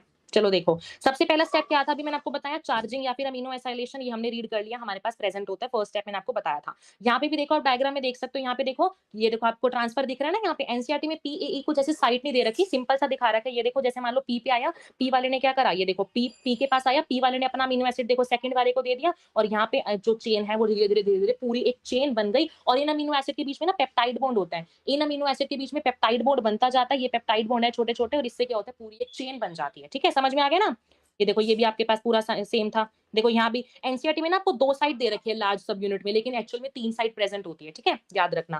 फिर देखो यहाँ पे, हाँ, अब मेन बात आती है यूटीआर की। देखो, मैंने आपको बताया हमारे पास क्या था, ये पूरा स्ट्रैंड था। मैंने बताया हमारे पास ये क्या था, स्ट्रैंड था। यहाँ पे हमारे पास स्टार्ट कोडॉन आया था, लास्ट में हमारे पास मान लो कोई भी स्टॉप कोडॉन आ गया था। स्टार्ट कोडॉन से पहले भी और आपके पास स्टॉप कोडॉन के बाद भी कुछ ऐसे रीजन्स प्रेजेंट होते हैं जिनको हम बोलते हैं यूटीआर, अनट्रांसलेटेड रीजन्स। इनका ये हमारे पास ना कोई ट्रांसलेशन नहीं करते, but before the start codon and after the end of stop codon हमें दोनों जगह पे यूटीआर मिलते हैं, जिनको हम कहते हैं अनट्रांसलेटेड रीजन्स। ये जो होते हैं ना, हमें ये जो आपके वो प्रोसेस होते हैं, ये हमें जरूरी होते हैं फॉर द एफिशिएंट ट्रांसलेशन के लिए। ठीक है? इनका कोई ऐसा काम नहीं होता, बट एफिशिएंट ट्रांसलेशन के लिए हमें ये जो रीजन्स होते हैं हमें रिक्वायर्ड होते हैं। बताओ समझ में आ गया? ठीक है? ये देखो यहाँ भी लिख रखा है, लास्ट में क्या होगा, रिलीज फैक्टर या फिर स्टॉप कोडॉन जैसे ही आएगा, आपके पास पूरी चेन जो है प्रोटीन की अलग हो जाएगी। बताओ समझ में आया? फिर हम अपना नेक्स्ट प्रोसेस स्टार्ट करेंगे, दैट इज जीन रेगुलेशन। बताओ। ठीक है। अच्छा, हर्ष, प्राची, डोरमी सबको समझ में आ गया था। ठीक है, वेरी गुड। ठीक है? चलो अब स्टार्ट करते हैं gene regulation. Gene regulation process देखो बहुत इंपॉर्टेंट है। जैसे क्या होता है जीन रेगुलेशन, जैसे हम सिंपली बोले, अगर मान लो कोई अगर मान लो हमारे अंदर सबसे पहले क्या होता है, हम सेल से टिश्यूज़ बनते हैं, टिश्यू से ऑर्गन बनते हैं, ऑर्गन से ऑर्गन सिस्टम बनते हैं। तो इनमें क्या होता है, हमें यहाँ पे ना हमें जीन्स की रेगुलेशन होनी बहुत ज़रूरी होती है। जैसे मान लो मैंने बोला हमारे जो टीयर्स है वो आई से ही क्यों आते हैं? यहाँ से क्यों नहीं आते? यहाँ से क्यों, मतलब कहीं किसी और रीजन से ऐसा क्यों होता है कि टीयर्स वहाँ से नहीं होते? बिकॉज़ जीन का रेगुलेशन हो रहा है ना हमारी बॉडी के अंदर। जो जीन्स है वो एक साथ मिलके रेगुलेशन कर रही है, जिससे क्या होता है, जिसका जो काम है वहीं पे हो रहा है ना? सिमिलरली अगर मैं बोलूँ, वही आपको मैंने बात बोली कि आपके पास जो है ऑर्गन बन रहा है, ऑर्गन सिस्टम बन रहा है, फिर आप अपने एम्ब्रियो से एडल्ट तक बन रहे हो, तो सारा एक कोऑर्डिनेटेड फॉर्म में आपके पास जीन्स का काम चल रहा है। इसी प्रोसेस को हम कहते हैं अपना जीन रेगुलेशन। ठीक है? अब क्या होता है जीन रेगुलेशन में ना, हमारे पास ना 2 तरह की जीन्स होती हैं। एक जीन्स होती है कॉन्स्टिट्यूटिव जीन, एक होती है हमारे पास नॉन कॉन्स्टिट्यूटिव जीन। जो कॉन्स्टिट्यूटिव जीन होते हैं ना, वो हमेशा हमारी ओन जीन रहती है, हमेशा हमारी जो है वो ओन रहती है। लेकिन जो नॉन कॉन्स्टिट्यूटिव जीन होती है वो हमारी ओन भी रह सकती है, ऑफ भी रह सकती है। आप जब एनसीईआरटी में देखोगे ना, वहाँ पे वर्ड यूज़ कर रखे हैं ऐसे कॉन्स्टिट्यूटिव, नॉन कॉन्स्टिट्यूटिव, समझ नहीं आते। लेकिन क्या होता है, कॉन्स्टिट्यूटिव ऐसी जीन्स होती है जो कि आपकी हमेशा ऑन रहती है, और नॉन कॉन्स्टिट्यूटिव जीन्स वो होती हैं जो कि आपकी ऑन या ऑफ कैसी भी रह सकती हैं। ठीक है? अब क्या होता है, हमें क्या करना होता है, अपनी जीन रेगुलेशन को मेंटेन करना होता है। जीन रेगुलेशन आप कैसे कर सकते हो? अगर मैं बात करूँ यूकेरियोट्स में, आप यूकेरियोट्स में 4 लेवल पे अपनी जीन रेगुलेशन कर सकते हो। देखो, अगर आप जीन को रेगुलेट कर लोगे, तो आपके पास डीएनए नहीं बन पाएगा, डीएनए नहीं बन पाएगा, एमआरएनए नहीं बन पाएगा, एमआरएनए नहीं बन पाएगा, आपके पास प्रोटीन नहीं बन पाएगा। तो हमने क्या करा, एक तरह से जीन को रेगुलेशन करा। तो यूकेरियोट्स में ना हमारे पास जीन रेगुलेशन 4 लेवल्स पे होता है। वो 4 लेवल्स कौन से हैं? देखो, पहला लेवल आता है मेरे पास ट्रांसक्रिप्शनल लेवल, कि मतलब आप क्या करो, जैसे आपको पता होगा कि आप ट्रांसक्रिप्शन मतलब आप डीएनए से आरएनए ना बनने दो। पहला लेवल आप यहाँ पे अपने जीन को रेगुलेट कर सकते हो, पहला मेथड। सेकंड मेथड हो सकता है प्रोसेसिंग लेवल। प्रोसेसिंग लेवल का मतलब, जैसे मैंने आपको बताया था, कैपिंग और टेलिंग लास्ट वीडियो में डिस्कस किया था। तो क्या होता है, या तो आप कैपिंग टेलिंग करो ही ना, और अगर कैपिंग टेलिंग नहीं करोगे तो प्रोटेक्शन नहीं मिल पाएगा। प्रोटेक्शन नहीं मिल पाएगा तो जब आपका आरएनए जब साइटोप्लाज्म के अंदर जाता है तो प्रोटेक्ट नहीं रह पाएगा, और ऐसा भी हो सकता है कि आपके पास आरएनए टूट ही जाए, है ना? सेकंड, ये काम हो सकता है कि आप स्प्लाइसिंग ही मत कराओ। थर्ड काम हो सकता है कि आपके पास ट्रांसपोर्ट, देखो सबको पता है हमारे पास ट्रांसक्रिप्शन यहाँ पे होते हैं, लेकिन जो ट्रांसलेशन होती है वो हमारी साइटोप्लाज्म के अंदर होती है, ठीक है, बहुत बार बता चुकी हूँ। तो तीसरा काम क्या कर सकते हो कि आप अपने एमआरएनए को साइटोप्लाज्म में ही मत भेजो, वहां पे भी आपके पास जीन रेगुलेशन हो जाएगा। फोर्थ काम वही हो सकता है कि ट्रांसलेशन, मतलब आप ट्रांसलेशन ना कराओ, अपना अमीनो एसिड को लाओ ही मत, ठीक है, फोर्थ काम हो सकता है ये। तो 4 लेवल पे हम अपने यूकैरियोट्स के केस में अपनी जीन रेगुलेशन कर सकते हैं, लेकिन प्रोकैरियोट्स के केस में हम सिर्फ एक ही स्टेप पे अपनी जो है जीन रेगुलेशन कर सकते हैं, वो है आपका ट्रांसक्रिप्शन। सबको मैंने बताया था लास्ट वीडियो में कि हमारे पास क्या होता है, प्रोकैरियोट्स के केस में कोई कंपार्टमेंटलाइजेशन नहीं होती। दैट मीन्स क्या होता है, चाहे ट्रांसक्रिप्शन हो चाहे ट्रांसलेशन हो, हमारे पास एक ही कंपार्टमेंट के अंदर, दैट इज योर साइटोप्लाज्म के अंदर ही प्रोकैरियोट के केस में सब कुछ हो जाता है, ठीक है, in the case of your prokaryotes, है ना। तभी हम कहते हैं प्रोकैरियोट्स पे हम सिर्फ एक ही लेवल पे अपनी जीन रेगुलेशन कर सकते हैं, which is your only transcription level, ठीक है। और इस चैप्टर में हम अपने जो ओपनर वाला सिस्टम पढ़ते हैं, देखो पहली बात तो ना क्या होता है, ओपरॉन का मतलब क्या होता है, हम आगे ओपरॉन देखेंगे, देखो हाँ यहाँ पे ओपरॉन देख सकते हो, इस पूरे को हम कहते हैं ओपरॉन। ओपरॉन क्या होता है, यहाँ पे ना आपको मल्टीपल जीन्स मिलती है। ओपरॉन की सिंपल डेफिनेशन भी समझ सकते हो कि बेसिकली आपके पास cluster of genes which have a common promoter, ठीक है। क्या हो सकता है आपके पास ये क्लस्टर, देखो आपको एक जीन अभी बताऊंगी ये जीन का नाम क्या होता है, फिलहाल समझो आपके पास क्लस्टर बहुत सारी जीन्स जब मिल जाती है जिनका एक कॉमन प्रमोटर होता है, कॉमन टर्मिनेटर होता है, उसको हम बोलते हैं सिंपल ओपरॉन। और इस चैप्टर में हम जब ओपरॉन अपना पढ़ेंगे वो हम सिर्फ प्रोकैरियोट्स के केस में पढ़ेंगे, हम सिर्फ प्रोकैरियोट्स के केस में अपना ओपरॉन सिस्टम पढ़ने वाले हैं। और ये ओपरॉन सिस्टम किसने दिया था, जैकब और मेनोद ने। साइंटिस्ट के नाम है, बहुत ज्यादा इंपॉर्टेंट है, जैकब और मेनोद ने क्या दिया था आपके पास, ओपरॉन का सिस्टम दिया था। अब हम समझते हैं हमारा ओपरॉन का होता क्या है, इसको आप याद कर सकते हो पीपो जेड वाई से, ठीक है, पीपो जेड वाई ए से आप इसको याद कर सकते हो। देखो मैं आपको ना इतनी ज्यादा ट्रिक्स नहीं बताती, क्योंकि लास्ट टाइम पता क्या होता है, हमारे पास ना ट्रिक्स ही याद करते रह जाते हैं। मेन एग्जांपल, कभी मान लो कोई ट्रिक का वर्ड है 2-3 जगह यूज हो रहा है, वहीं पे कंफ्यूजन आ जाएगी, ठीक है। तो इससे बढ़िया तो क्या होता है, लास्ट टाइम तक ना, देखो बायो है, बायो तो हम कितने बार रिवाइज कर लेते हैं एक ही चीज को, है ना। तो वहां पे अपने चीजें लर्न होती रहती है। तो ट्रिक्स मैं तो नहीं देती, इतनी सिंपल तुम लर्न कर सकते हो अपना, इससे लर्न कर सकते हो। लास्ट टाइम पे जब जाओगे ना अपने यहाँ चीजें लर्न हो जाएगी, क्योंकि कंफ्यूजन हो जाती है लास्ट टाइम तक आते आते, है ना। तो देखो अब हमारे पास ओपरन में क्या होता है, याद कर सकते हो, देखो पी स्टैंड्स फॉर प्रमोटर। जैसे हमने अपने ट्रांसक्रिप्शन में पढ़ा था, हमारे पास प्रमोटर पे क्या होता था, अपना आरएनए पॉलीमरेज आके जुड़ता था, फिर हमारे पास आगे जो पूरा प्रोसेस है वो कंटिन्यू होता था। ई हमारे पास यहाँ पे स्टैंड करता है इनहिबिटर को, इंड्यूसर अगर लिखा है तो गलत हो जाएगा। आई हमारा स्टैंड करता है यहाँ पे इनहिबिटर जीन को। अब इसको इनहिबिटर हम क्यों कहते हैं ये हम अपना समझेंगे, फिलहाल सिर्फ जीन्स के नाम याद करो। P stands for promoter. O होता है हमारे पास ऑपरेटर, और ये जो ऑपरेटर, अभी एक लाइन याद कर लो, बाद में काम आएगी। जो हमारा ऑपरेटर होता है ना, जो हमारा ऑपरेटर होता है वो हमारा बाइंड करता है हमेशा रिप्रेसर को, ठीक है। ये लाइन याद कर लो, अभी आगे जब पढ़ाऊंगी ना तब समझ में आ जाएगी, ठीक है। तो याद करो, हमारा जो ऑपरेटर होता है वो बाइंड करता है हमारा किसको, रिप्रेसर को, ठीक है। फिर आती है हमारे पास ये जीन्स। तो हमारे ये जो 3 जीन्स होते हैं ना, इसको हम नाम देते हैं स्ट्रक्चरल जीन्स। याद करना, जैसे मैंने आपको ट्रांसक्रिप्शन में बताया था, स्ट्रक्चरल जीन बीच वाला पोर्शन होता था, लेकिन ओपरॉन के सिस्टम में ये जो 3 जीन्स होती हैं इसको हम बोलते हैं स्ट्रक्चरल जीन्स। और इससे पहले जो हमारे पास ये जीन्स प्रेजेंट होती है इसको हम बोलते हैं रेगुलेटरी जीन्स। एनसीईआरटी में वर्ड लिख रखे हैं रेगुलेटरी जीन, स्ट्रक्चरल जीन क्या है, लेकिन बता नहीं रखा क्या होता है एक्चुअल में ये। तो समझ लो, ये हमारे पास तीनों होती है स्ट्रक्चरल जीन्स, पहले वाली होती है हमारे पास रेगुलेटरी जीन्स, ठीक है। अब क्या होता है, जैसे मान लो मैंने बोला हमारा एक सेल है, हमारा एक सेल है, सेल को क्या करना है, जीने के लिए खाना चाहिए, सबको खाना चाहिए, है ना। तो क्या होता है, मान लो अगर सेल के बाहर मेरे पास सेल क्या, मान लो सिंपल मान के चलो, मैंने अभी बताया यहाँ पे प्रोकैरियोट का हम ओपरन जो है प्रोकैरियोट में पढ़ते हैं। मान लो यहाँ पे इकोलाई वाला हमारे पास बैक्टीरिया बैठा है, इसको क्या करना है, अपने जीने के लिए आपको उसको खाना चाहिए। क्या होता है हमारे पास लैक्टोज। अब इकोलाई कैसे जिएगा, जब उसके जब बाहर पड़ा हुआ जो लैक्टोज है उसके सराउंडिंग में, तो जब लैक्टोज अंदर आए तभी तो वो जी पाएगा ना, जब वो तभी जी पाएगा। तो इकोलाई को अंदर लाने के लिए ना हमारे पास ये तीनों एंजाइम अपना अपना काम शो करते हैं। पहला एंजाइम आता है हमारे पास, ये जो हमारे पास जीन आती है, सॉरी पहली जीन आती है हमारे पास जेड जीन। ये जो जेड जीन होती है ये कोड करती है हमारी किस जीन के लिए, बीटा गैलेक्टोसाइडेज। किस जीन के लिए कोड करती है हमारे पास की, बीटा गैलेक्टोसाइडेज के लिए कोड करती है। कैसे कोड करती है, देखो सबको पता होगा, जब लैक्टोज ब्रेक होता है तो वो हमारा ब्रेक होता है ग्लूकोज और गैलेक्टोज के अंदर। लैक्टोज जब ब्रेक होता है तो वो ब्रेक होता है हमारा ग्लूकोज और गैलेक्टोज के अंदर, ठीक है। अब क्या होता है, लैक्टोज को हमें अंदर चाहिए, लैक्टोज लेकिन ऐसे नहीं आता, लैक्टोज को पहले हमें तोड़ना पड़ता है with the help of your beta galactosidase, जो कि कौन निकाल रहा था, ये जेड जीन निकाल रही थी। पहले हमारे पास ये लैक्टोज टूटेगा ग्लूकोज और गैलेक्टोज के अंदर, फिर क्या होगा, हमारे पास वाई जीन अपना काम शो करेगी। वाई जीन कैसे शो करती है, वाई जीन जो होती है ये हमारे पास निकालती है परमेस। ये वाई जीन जो हमारे पास होती है ये क्या निकालती है, परमेस। परमेस का काम क्या होता है, जैसे ही मान लो हमारा ग्लूकोज जो है वो बन गया, अब ग्लूकोज को सेल के अंदर भी तो एंट्री दिलवा रही है ना, कि थोड़ा ना बाहर पड़ा रहे, नहीं, ग्लूकोज को अंदर भी हमें एंट्री दिलवानी है। तो अंदर लाने का काम कौन करता है, हमारे पास वाई जीन। जो वाई जीन होती है वो क्या काम करती है, आपके पास अंदर लाने का काम करती है ना। लास्ट में आती है ए जीन। जो ए जीन होती है ये हमारी कोड करती है ट्रांस एसाइटेलेज के लिए। किसके लिए कोड करती है हमारे पास, कमेंट्स में लिखो फटाफट, सो जाओगे वरना तुम।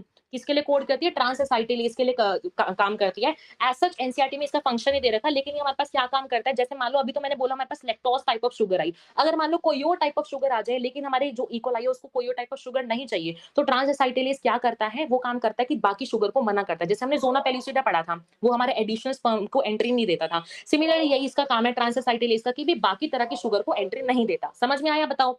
अभी मैंने सिर्फ फंक्शन बताए, आप पूरा ऑपरेंट में पढ़ाऊंगी अब एक-एक करके। देखो एनसीईआरटी में भी देखो यहाँ पे लिख रखा है, जीन्स जो होती है फंक्शन परफॉर्म करती है, बीटा गैलेक्टोसाइडेज आपके इकोलाई से बनता है, हाइड्रोलिसिस करता है ये किसकी, डाइसैकेराइड की, किसकी करता है, गैलेक्टोज और ग्लूकोज के अंदर, ठीक है, और जो कि आपका माना जाता है क्या, सोर्स ऑफ एनर्जी। बताओ क्लियर हुआ ना? ठीक है, बाकी सो गए अभिलिप्सा डोरमी प्राची? बताओ, अभिलिप्सा डोरमी को छोड़ के सारे सो गए लगता है।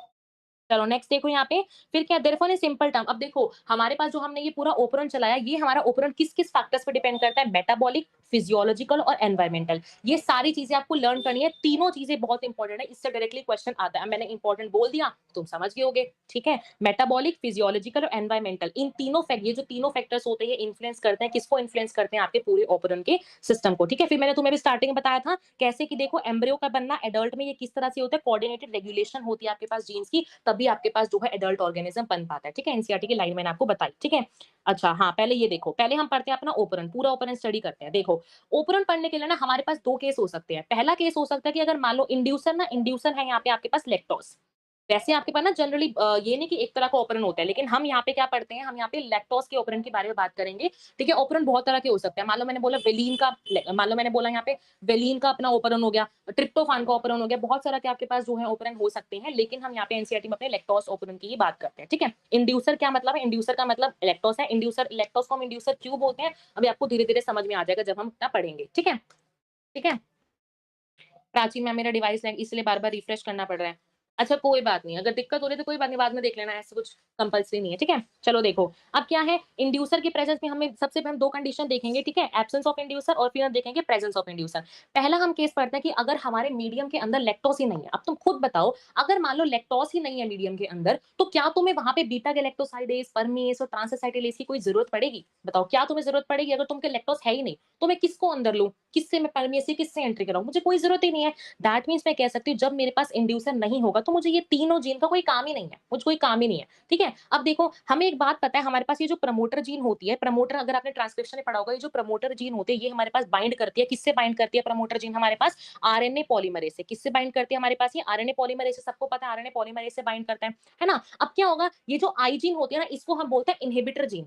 ये जो जीन होती है ना, ये हमेशा आपकी एक्टिव रहती है। जैसे आपको पता होगा, जैसे हमारी मदर्स होती है ना, मम्मीज होती है, वो हमेशा काम करती रहती है, हमेशा एक्टिव रहती है, तो हम यहाँ से कह सकते हैं जो हमारी आई जीन है ना, एक तरह से आप इसको मम्मी जीन कह सकते हो, सिंपल, ठीक है। ये जो आई जीन होती है हमेशा एक्टिव रहती है। ये क्या करती है, देखो सबको पता है जीन किसके लिए कोड करती है, डीएनए के लिए। डीएनए क्या बनाता है, आरएनए बनाता है, आरएनए क्या बनाता है, प्रोटीन बनाता है ना। तो क्या होता है, आई जीन, मान लो मेरे पास आई जीन थी, इसने सबसे पहले बनाया अपना रिप्रेसर एमआरएनए। रिप्रेसर एमआरएनए क्या बनाएगा, रिप्रेसर प्रोटीन। एमआरएनए से प्रोटीन बनता है ना, तो क्या होगा, रिप्रेसर एमआरएनए से मेरे पास बना रिप्रेसर प्रोटीन। अब ये जो काम है ना, रिप्रेसर, रिप्रेसर हमेशा बाइंड करता है ऑपरेटर को। मैंने ऊपर बताई थी ना ये लाइन, अभी रट लो, वही लाइन देखो यहाँ पे काम आती है। जैसे रिप्रेसर बनाता है मेरा जो आईजीन होता है, जैसे रिप्रेसर बनाता है, ये रिप्रेसर मेरा बाइंड करता है ऑपरेटर को। अब मुझे बात बताओ, मेरा आरएनए पॉलीमरेज, मेरा जो आरएनए पॉलीमरेज था वो यहाँ पे आके बैठा था, अगर मान लो इसके बीच में एक तरह से कांटा आ गया, ये रिप्रेसर आके ऑपरेटर पे जुड़ गया, अब ऑपरेटर के ऊपर आके कोई ना कोई बैठ गया, तो क्या मेरा आरएनए पॉलीमरेज आगे काम कर पाएगा? दैट मीन सिंपल कह सकते हो, इस काम में मेरे पास कोई ट्रांसक्रिप्शन हो ही नहीं पाएगी।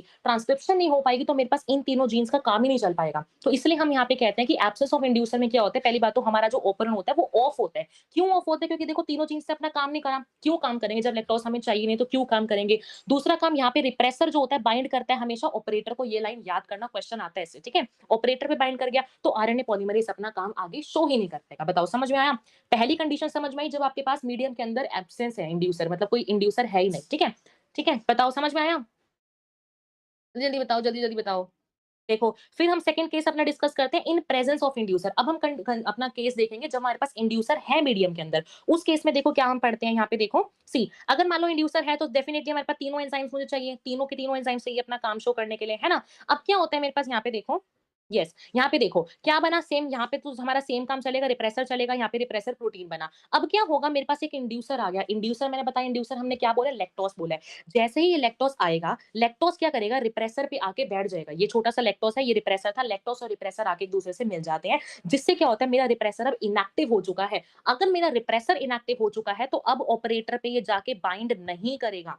अब ऑपरेटर पे ये बाइंड ही नहीं कर सकता, और अगर मेरे पास ऑपरेटर पे इसने बाइंड नहीं किया, तो मेरा आरएनए पॉलीमरेज अब इस मान लो इस पे तो आ गया, ठीक है, इस पे तो आ गया, इसने अपने काम मान लो शो कर भी दिया, लेकिन अब इस पे इसने बाइंड नहीं किया, ये वाला जो प्रमोटर यहाँ पे जो आरएनए पॉलीमरेज है, अब ये तो अपना काम आगे शो कर लेगा। अगर इसने काम शो कर लिया, तो हम बोल देंगे ओपरेंट हमारा कैसा हो गया, ऑन हो गया। ऑन हो गया तो हमारे पास ये तीनों तरह की जीन्स जो हमें चाहिए थी, हमारे पास प्रोड्यूस हो जाती हैं। बताओ समझ में आया? अच्छा, एक और बात, अब समझ में आ गया होगा आपको कि हमने लैक्टोज को इंड्यूसर क्यों बोला, क्योंकि लैक्टोज की हेल्प से ही हमारा जो ओपरेंट है हमारे पास या तो ऑन हो रहा है या तो ऑफ हो रहा है। तो मतलब जो हमारे पास ये इंड्यूसर एक तरह से राजा है, इंड्यूसर हमारे पास लैक्टोज है। क्यों हमने लैक्टोज को इंड्यूसर बोला, क्योंकि इसी ने ही हमारे ऑपरेंट को इंड्यूस करा, मींस चलाया। बताओ समझ में आया? क्लियर हुआ? सब बताओ, सब बताओ, सब बताओ।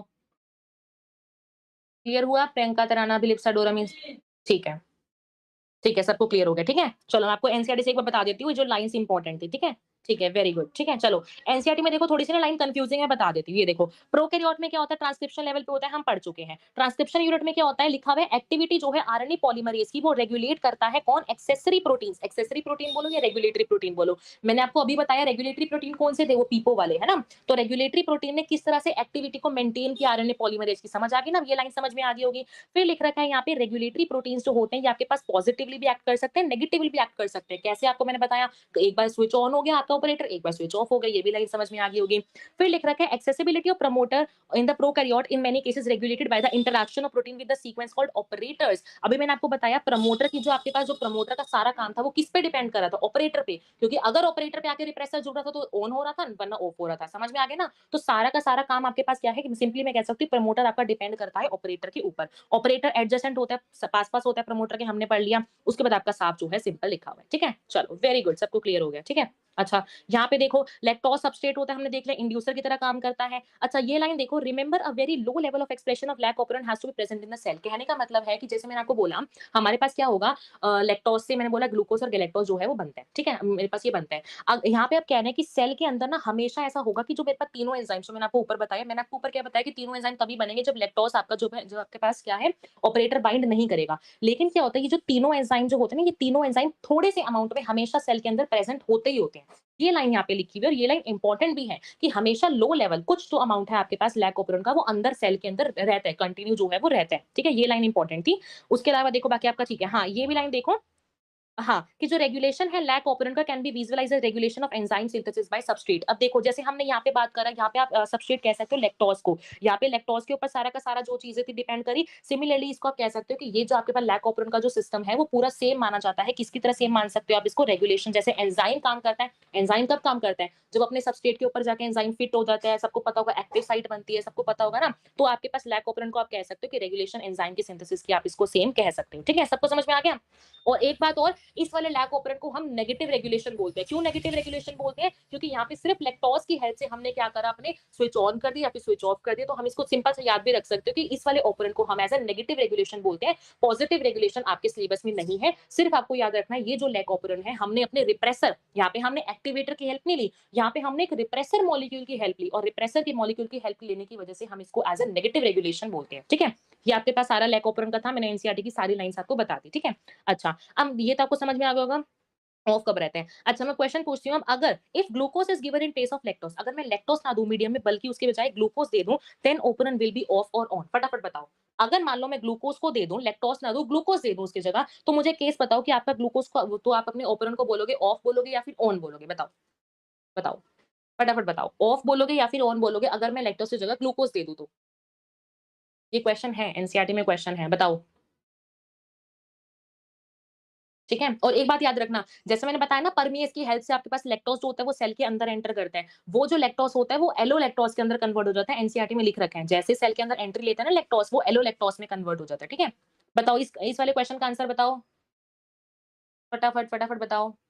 अभिलिप्सा ऑफ, बिल्कुल ठीक है। बिल्कुल ठीक है, क्योंकि देखो ग्लूकोज़ है, लैक्टोज़ ने ग्लूकोज़ और गैलेक्टोज़ बनाया, तो ग्लूकोज़ ऑलरेडी है, तो हमें तीनों एंजाइम्स चाहिए नहीं, ग्लूकोज़ तो पहले से ही बना पड़ा है, हमें तीनों एंजाइम चाहिए नहीं, और तीनों एंजाइम नहीं चाहिए तो इसका मतलब हमें ऑपरेंड ऑफ में रखना है, ऑन हम क्यों करें? हम क्यों इतनी मेहनत करें? तो आपका इसका आंसर आ जाएगा ऑफ। बिल्कुल ठीक है प्रियंका, हर्ष, डोरमी, ठीक है।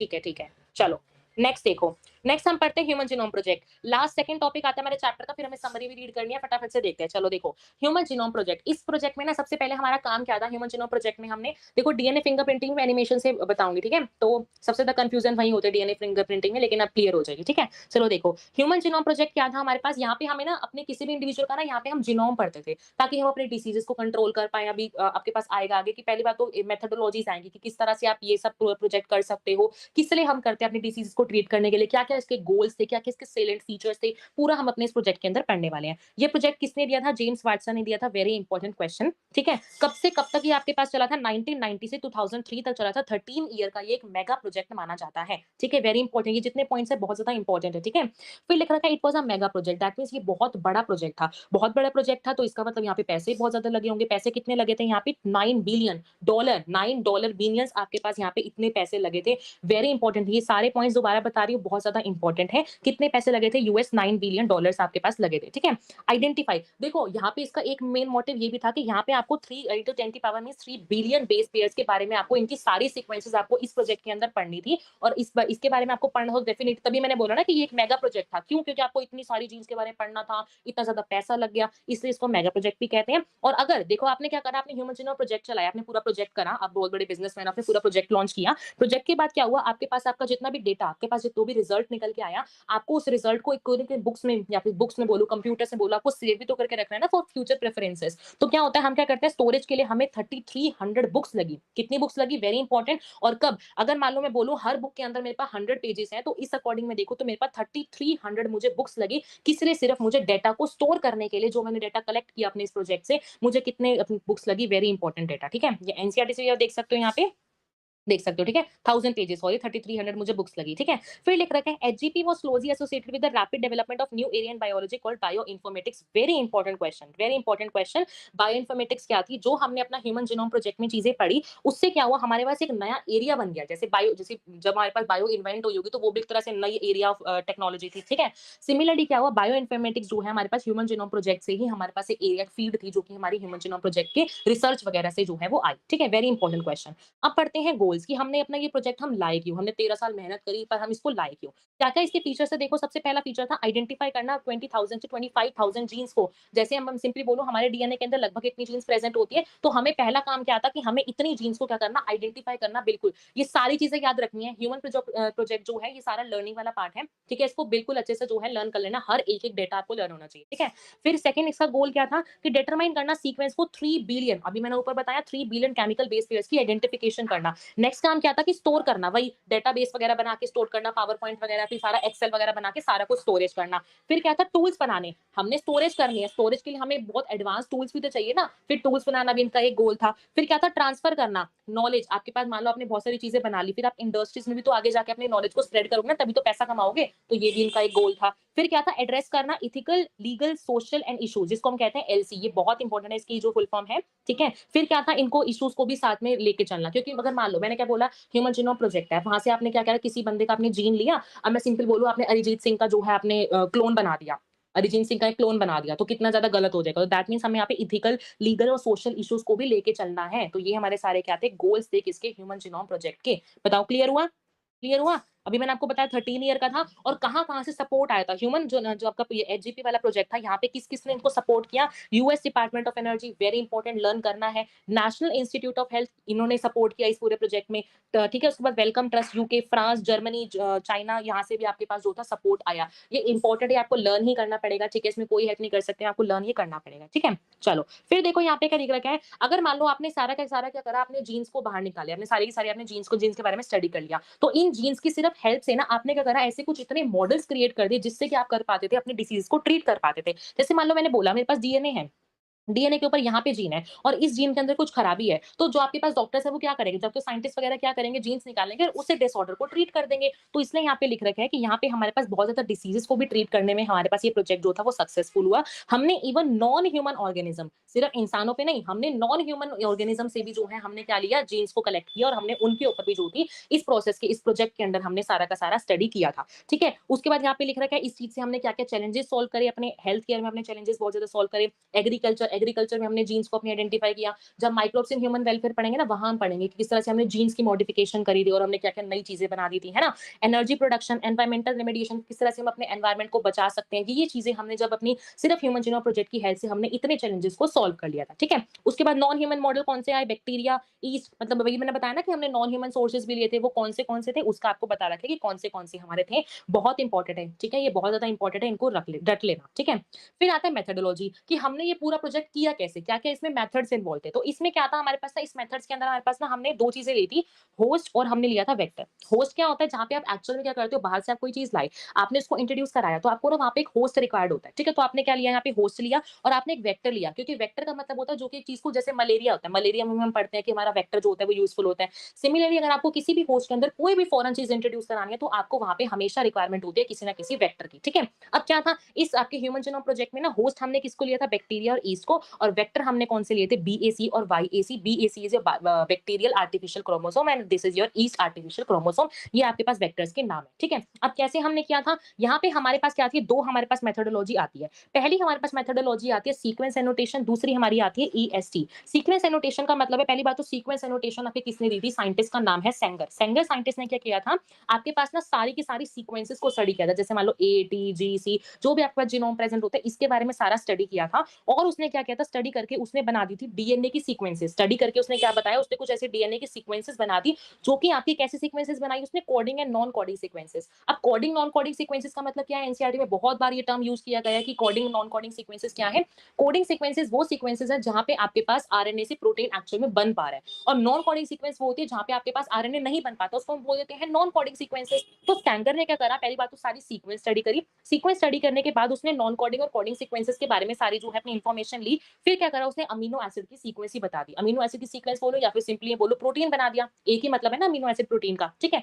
सेकंड काम आता है एक्सप्रेस सीक्वेंस चेक्स। अब यहाँ पे तो हमने सारी की सारी अपने डीएनए के बारे में स्टडी कर लिया। लेकिन एक्सप्रेस सीक्वेंस सेट्स में यहाँ पे हम सिर्फ एमआरएनए की स्टडी करते हैं, ठीक है? एनसीईआरटी में लिख रखा है कि एक्सप्रेस सीक्वेंस सेट्स में हम सिर्फ किसकी स्टडी करते हैं? अपने ऐसी सीक्वेंसेस की स्टडी करते हैं जो कि मेरी एक्चुअल में एमआरएनए की फॉर्मेशन में हेल्पफुल होती है। इसमें क्या किया था उसने? पूरा एक्सपेरिमेंट क्या किया था? उन्होंने डीएनए निकाला, कोई बंदा पकड़ा, डीएनए निकाला, डीएनए से क्या करा? रिवर्स ट्रांसक्रिप्शन कराई। रिवर्स ट्रांसक्रिप्शन क्या होता है? आरएनए से डीएनए बनना पढ़ाया था ना? तो क्या होता है? उसने एक्सट्रैक्ट किया एक अपना एमआर पहले डीएनए लाया, डीएनए से उसने एमआरएनए बनाया, एमआरएनए से फिर उसने रिवर्स ट्रांसक्रिप्शन कराई। रिवर्स ट्रांसक्रिप्शन जैसे कराएंगे ये हमारे पास बन गया एक डीएनए का मॉलिक्यूल, ठीक है? डीएनए का मॉलिक्यूल था, मानो यहाँ पे ये हमारे पास अपना नॉर्मल पहले वाला डीएनए था, ये हमारे पास जो है वो नया वाला आ गया। नया वाला जैसे ही आया, अब उसने क्या करा? उसने एंजाइम का यूज किया, आरएनएस। कौन सा एंजाइम उसने यूज किया? आरएनएस। आरएनएस नाम से पता चल रहा है दैट मीन्स ये आरएनए को डिस्ट्रॉय कर देगा। एनसीईआरटी में नहीं है लेकिन मैं समझा रही हूँ, दोबारा से सुन लो, ठीक है? एनसीईआरटी में सिर्फ नाम दे रखे हैं बट समझ लो इसको। आरएनएस क्या होता है? जो आपके पास आरएनए को इन टोटल बोलो डाइजेस्ट कर देगा। अब क्या हुआ मेरे पास? अगर आरएनए ही मेरे पास डाइजेस्ट हो गया तो मेरे पास क्या बचा? सिर्फ ओरिजिनल वाला सिंगल स्ट्रैंडेड डीएनए ही बचा। सिंगल स्ट्रैंडेड डीएनए के पास में जैसे ही पॉलीमरेज डालूंगी, डीएनए पॉलीमरेज किस में हेल्पफुल होता था? मेरे पास रेप्लिकेशन में। रेप्लिकेशन में एक और नया डीएनए का स्ट्रैंड बनता था। तो यहाँ पे देखो सिंगल स्ट्रैंडेड डीएनए से डबल स्ट्रैंडेड डीएनए बन गया। तो इसका मतलब मैं सिंपल कह सकती हूँ एक्सप्रेस सीक्वेंस टैग्स में हमने क्या चीज यूज किया था? ऐसे सीक्वेंसेस का हमने यूज किया था जो कि अपने आप को एक्सप्रेस कर सकती है एज एन एमआरएनए। बताओ मेथोडोलॉजी समझ में आई? मेथोडोलॉजी समझ में आई? तो यहाँ पे बताऊँगी, देखो यहाँ पे भी लिख रखा है आपके पास सीक्वेंस एनोटेशन आपको मैंने बता दी। सीक्वेंसिंग के लिए आपके पास देखो क्या था? अब ये तो हमने बात करी हमारे पास, हमने जो पहला मेथड पढ़ा अपना सैंगर वाले साइंटिस्ट का, उसने क्या करा था? हमारे पास सीक्वेंसिंग करी थी। अब सीक्वेंसिंग हम कैसे करेंगे? ये भी तो समझ में ना सीक्वेंसिंग हम कैसे करेंगे? तो हम क्या करते हैं? सबको पता है डीएनए इतना बड़ा मॉलिक्यूल है, तो हम क्या करेंगे ना, हम छोटे-छोटे डीएनए को काट लेते हैं। हम नेक्स्ट यूनिट अपनी अपनी बायोटेक स्टार्ट करेंगे, वहाँ पे हमारे पास आएगा रेस्ट्रिक्शन एंजाइम्स। ये एंजाइम्स ऐसे एंजाइम्स होते हैं जो कि आपको ना एक्चुअल कट करते रहते हैं। बड़े से स्ट्रैंड ऑफ डीएनए को छोटे-छोटे पार्ट्स में आपके कट कर देते हैं। तो हमें अगर सीक्वेंसिंग करनी है, पूरे आप डीएनए को पढ़ पाओगे? नहीं पढ़ पाओगे। हमें छोटी-छोटी सीक्वेंसेस चाहिए होंगी। छोटी-छोटी सीक्वेंसेस के लिए हम क्या करते हैं, अपने इनको रेस्ट्रिक्शन एंजाइम्स की हेल्प से हम इनको छोटे-छोटे सीक्वेंसेस में कट कर देते हैं। जैसे ही आपने मान लो मैंने बोला मेरे पास छोटा-सा डीएनए का स्ट्रैंड था, छोटी-सी जीन थी, मैंने क्या कर लिया इसको कट कर लिया। अब मैं क्या करूँगी, मैंने मान लो मैंने क्या करा, बैक्टीरिया लिया, बैक्टीरिया के अंदर मैं इस जीन को क्या करूँगी, इंट्रोड्यूस करा दूँगी with the help of vectors. कौन से वेक्टर्स से? ईस्ट आर्टिफिशियल क्रोमोसोम या फिर बैक्टीरियल आर्टिफिशियल क्रोमोसोम। इस तरह से मैं क्या करूँगी, अपने इनकी वो क्या करूँगी, होस्ट में इंट्रोड्यूस कराऊँगी, फिर मैं सारी सीक्वेंस जो है समझ लूँगी। तो इस तरह से हम अपना सीक्वेंस एनोटेशन करते हैं। बाकी ईएसटी वाला मैंने आपको सारा का सारा ऊपर एक्सप्लेन कर दिया है, ठीक है? बताओ क्लियर हो गया ना? क्लियर हो गया ना? फिर यहाँ पे देखो वो लिख रखा है, सैंगर ने अब सीक्वेंस एनोटेशन तो की। सैंगर ने और क्या-क्या काम किया था देखो, सैंगर को और किस लिए क्रेडिट किया गया, for developing a method for determination of amino acid. जैसे हमने पढ़ा ऊपर प्रोटीन्स थे, तो सैंगर ने और क्या-क्या किया था, सैंगर ने अमीनो एसिड की भी सीक्वेंस बताई थी प्रोटीन्स के अंदर। तो सैंगर के 2 काम आए थे। पहली बात तो उसने कहा ईएसटी में है, सॉरी आपके पास एक्सप्रेस वहाँ पे यूज़ किया मेथोडोलॉजी के अंदर। दूसरा काम इसने कहाँ यूज़ किया था, अमीनो एसिड की सीक्वेंस को पढ़ने में भी आपके पास सैंगर साइंटिस्ट ने यूज़ किया था, ठीक है? फिर लिख रखा है, these sequences were arranged based on some overlapping regions. Overlapping regions कहने का मतलब, मान लो आपके पास क्या है, मान लो कोई ए, टी, जी, सी, यहाँ पे लेते हैं टी, ए, ऐसे आपके पास मान लो बहुत सारी सीक्वेंसेस प्रेजेंट है। मान लो पहली सीक्वेंस ये ले ली, दूसरी सीक्वेंस क्या ले ली यहाँ पे उसने, साइंटिस्ट ने दूसरी सीक्वेंस यहाँ पे ले ली, for an example T, A, G, C, T, G, C, ठीक है? फिर तीसरे साइंटिस्ट ने क्या लिया यहाँ पे, सी, यहाँ पे जैसे सी, जी, टी, ए, इस तरह से। तो यहाँ पे ना जैसे ही हमारे साइंटिस्ट ने, जो सेंगर वाला साइंटिस्ट था, उसने ये सब अरेंज किया, उसने देखा यहाँ पे, देखा कि यहाँ पे ना जो रीजन्स ओवरलैप कर रहे हैं, ऐसे एक के बाद एक अरेंज कर लिया, तो यहाँ पे उसने क्या करा, कुछ ऐसे ओवरलैपिंग रीजन्स देख लिए, और उसके बाद क्या करा, इन तीनों ओवरलैपिंग रीजन्स का यूज करके क्या करा, कंप्यूटर लाइव। अब देखो इतना सारा तुम जीनोम पढ़ोगे, तो यहाँ पे कंप्यूटर की रिक्वायरमेंट बहुत ज्यादा होगी, है ना? तो जैसे हमने ये कंप्यूटर किया, अब क्या हुआ, ये ओवरलैपिंग रीजन्स एक साथ एक पूरा स्ट्रैंड बन गए। दैट मीन सिंपली बोल सकती हूँ, टीएजीसी, एटीजी, सीजीटी, एक पूरा एक नया स्ट्रैंड बन गया। तो ये सारी इन्फॉर्मेशन थी जो कि हमने जीनोम प्रोजेक्ट से ली, ठीक है? बोरिंग है थोड़ा सा, बट कोई बात नहीं, डीएनए फिंगरप्रिंटिंग थोड़ा इंटरेस्टिंग है। फिलहाल ये समझ लो कि यहाँ पे हमने, जो आपका साइंटिस्ट था, उसने किस बेसिस पे किया, ओवरलैपिंग कुछ रीजन्स यूज किए थे, ओवरलैपिंग फ्रेगमेंट्स उसने यूज करी। उसके बाद क्या किया गया, आपके पास कंप्यूटर बेस्ड प्रोग्राम्स आए, क्योंकि हमने अपने पूरे को एक्सट्रैक्ट करें, अपने पूरे डीएनए को हमें इन्फॉर्मेशन चाहिए। फिर दे रखा है, the sequence of chromosome 1 was completed in May 2006। Very important question, कि सबसे पहले हमने क्रोमोसोम 1 की सीक्वेंसिंग हमने सबसे पहले क्रोमोसोम 1 की थी, और वो कब हुई थी हमारे पास, कब हुई थी हमारे पास, यहाँ पे मई 2006 में हुई थी, ठीक है? और ये हमारे पास कैसा था, लास्ट क्रोमोसोम था, किसका, सबसे लास्ट क्रोमोसोम था। देखो 24 क्रोमोसोम हमारे पास होते हैं, सबसे लास्ट क्रोमोसोम अगर हम बोले तो हमारे पास ये था, और इसकी सीक्वेंसिंग कब हमने खत्म की थी, मई 2006 के अंदर हमने कंप्लीट की थी। आप इसका यहाँ पे डायग्राम भी देख सकते हो, ठीक है? फिर यहाँ पे लिख रखा है, लास्ट पार्ट देखो, another challenging task was assigning the genetic and physical maps, ठीक है? लास्ट काम क्या था, हमने पूरा जीनोम प्रोजेक्ट पढ़ लिया, अब हमारा काम क्या था, जेनेटिक और फिजिकल मैप्स लेने। देखो अगर आपने अपना वहाँ प्रिंसिपल ऑफ फेरेंटाइज मैंने पढ़ाया था, लिंकेज में हमने ये चीज स्टडी की थी, कि हमारे पास जैसे एल्फ्रेड स्टूडेंट जो स्टूडेंट था, उसने क्या किया था, हमारे पास जेनेटिक और फिजिकल मैप्स का यूज किया था। हमारे पास दो तरह के मैप्स होते हैं, जेनेटिक मैप और दूसरा हमारे पास हो सकता है फिजिकल मैप, ठीक है? जेनेटिक मैप में ना हम एक्चुअली डिस्टेंस देखते हैं, दो जीन्स के बीच में हम डिस्टेंस देखते हैं, है ना? जैसे फिर हम अपनी जीन्स में डिस्टेंस देख के हम लिंकेज वाली प्रॉपर्टी डिस्कस करते हैं, और हम फिर देखते हैं फिजिकल मैप। तो इस तरह से हमने अपने, जब हमने पूरा प्रोजेक्ट लॉन्च किया, तो इससे हमें क्या चीजें, इससे हमें क्या फायदा हुआ, हमने अपने जेनेटिक और फिजिकल मैप्स को असाइन कर दिया, हमें बहुत ज्यादा आसानी हो गई, ठीक है? फिर लास्ट लाइन दे रखे, this for generating unique information of polymorphism, ये आपको बाद में समझ आएगा, माइक्रोसैटेलाइट पॉलीमॉर्फिज्म, जब हम डीएनए फिंगरप्रिंटिंग देखेंगे, ठीक है? ठीक है, सबको समझ में आया? फिर हम देखते हैं, अपने, अब हमने गोल्स तो पढ़ ली, अब हम पढ़ेंगे सेलेंट फीचर्स, कि आपके इस प्रोजेक्ट के फीचर्स क्या क्या थे, ठीक है? हम फीचर्स देखेंगे, ठीक है? बताओ क्लियर हुआ? अपराजिता आई है, गुड इवनिंग। अपराजिता आई है।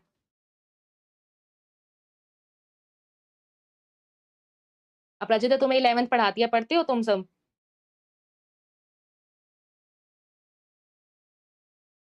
हेलो बोल दो सब अपराजिता मैम को।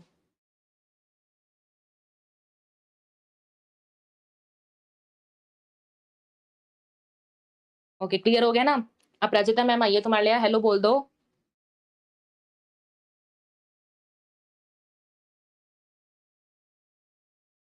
हाँ, तुम्हारा लेक्चर भी तो हुआ होगा ना, है ना? तुमने बोल दिया होगा हेलो, तभी नहीं बोल रहे लगता है।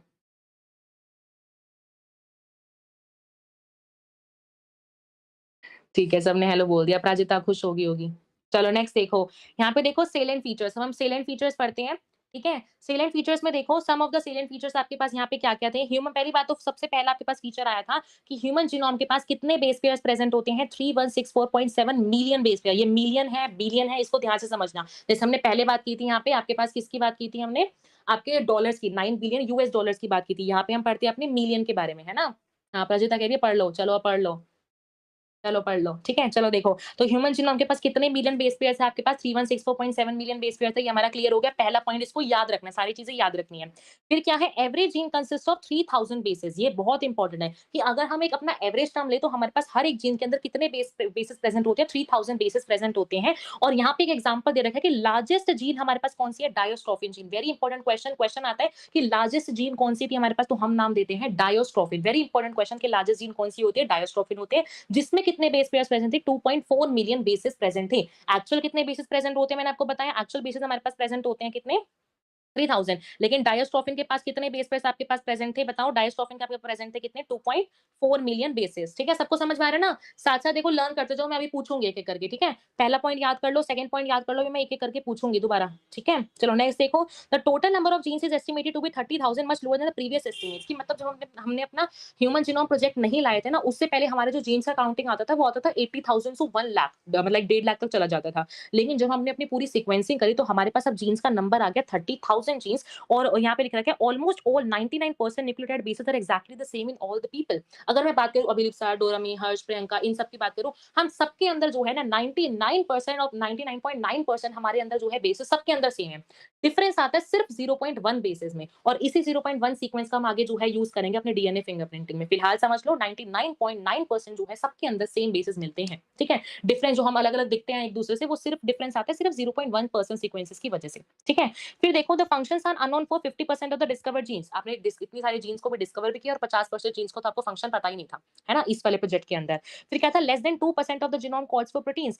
100% में से सिर्फ आपके 2% से भी कम ऐसे जीन्स थी जो कि आपके पास एक्चुअल में प्रोटीन्स के लिए कोड कर पाती थी। दैट मीन सिंपल कह सकती हूँ, आपके पास 98% तो जंक डीएनए था ना, 98% तो बिल्कुल जंक डीएनए था, है ना, बिल्कुल फालतू डीएनए था। सिर्फ 2% ऐसा डीएनए था जो कि आपके पास एक्चुअल में कोड कर पाता था प्रोटीन के लिए। Repeated sequence make up very large portion of human genome. Repeated sequence मतलब मैंने बोला एटीजीसी एटीजीसी एटीजीसी, इसका मतलब सिंपली बोले तो हमारी सबकी बॉडी के अंदर रिपीटेड सीक्वेंस बहुत ज्यादा है। नॉर्मल सीक्वेंसेस से ज्यादा हमारे पास क्या होती है? रिपीटेड सीक्वेंसेस जो होती है हमें मिलती है, ठीक है?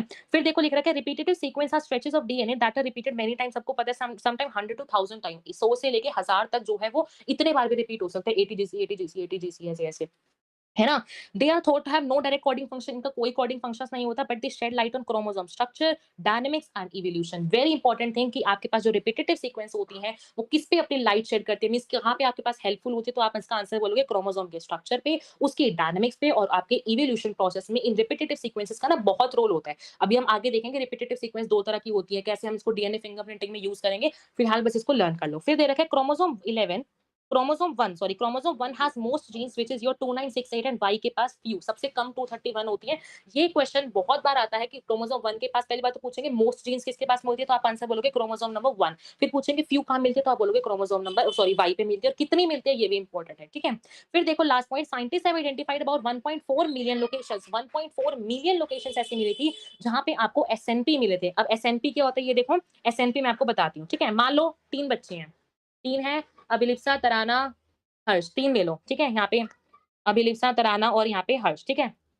अभिलिप्सा, तराना और हर्ष 3 है, ठीक है? 3 है। सिंगल न्यूक्लियोटाइड पॉलीमॉर्फिज्म क्या होता है? जो कि हमने जो अपनी बताया ना ऊपर 1.4 मिलियन लोकेशंस ऐसी मिली थी, और 1.4 में से भी अब हम एक्चुअल समझेंगे कि एक्चुअल में होता क्या है, ये सारी जो हमारी सिंगल न्यूक्लियोटाइड पॉलीमॉर्फिज्म होती है वो, ठीक है? बाकी बच्चे बुरा मत मानना जिनका नाम नहीं लिया, ठीक है? चलो देखो, एटी एटी क्या कह रही हूँ, 3 बच्चे हैं, ठीक है? उसके बाद क्या हुआ यहाँ पे, मान लो अब मैंने बोला अभिलिप्सा के अंदर क्या सीक्वेंस आपको मिल रही है? GATC मान लो ये सीक्वेंस मिल रही है। उसके बाद तरारा के अंदर GACCGATC ये मिल गया। फिर मैंने बोला यहाँ पे हर्ष के अंदर GAGCGATC। यहाँ पे देखो सब सारी सीक्वेंसेस आपको सेम दिख रहे हैं, डिफरेंस आपको कहाँ दिख रहा है? सिर्फ और सिर्फ एक बेस पेयर में। इसमें अलग है, इसमें अलग है, इसमें अलग है। सिर्फ और सिर्फ एक बेस पेयर में मुझे जो है डिफरेंस दिख रहा है, और तभी हम इसको क्या बोलते हैं? Single nucleotide polymorphism. पॉलीमॉर्फिज्म का ना वैसे मतलब होता है एक तरह से वेरिएशन आना जेनेटिक लेवल पे। एक्चुअल मतलब ये होता है, बट फिलहाल समझ के चलो कि हमारे सिंगल न्यूक्लियोटाइड पॉलीमॉर्फिज्म क्या होती है? हमारे पास 3 है, 3 है, 4 है, जितने भी हमारे पास, तो क्या होता है उसमें से हमारे पास यहाँ पे एक सिर्फ एक बेस पेयर के अंदर जब डिफरेंस आता है तो उसको हम बोलते हैं हमारे पास single nucleotide polymorphism. Very important question, ठीक है? ठीक है? अपराजिता मैम मेरा नाम क्यों लिया? मैं अपराजिता थोड़ा ना बोलूंगी, अपराजिता मैम बोलूंगी ना, फिर कंफ्यूजन हो जाएगी।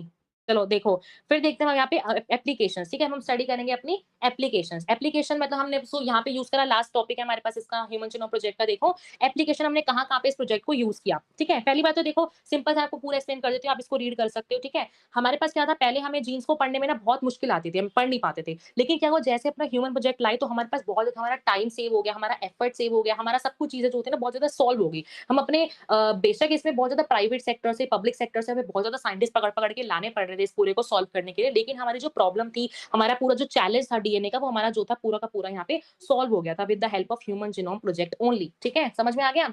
लास्ट टॉपिक आता है हमारा डीएनए फिंगरप्रिंटिंग का। बताओ स्टार्ट करें? इसकी मैं एनिमेशन भी दिखाऊँगी।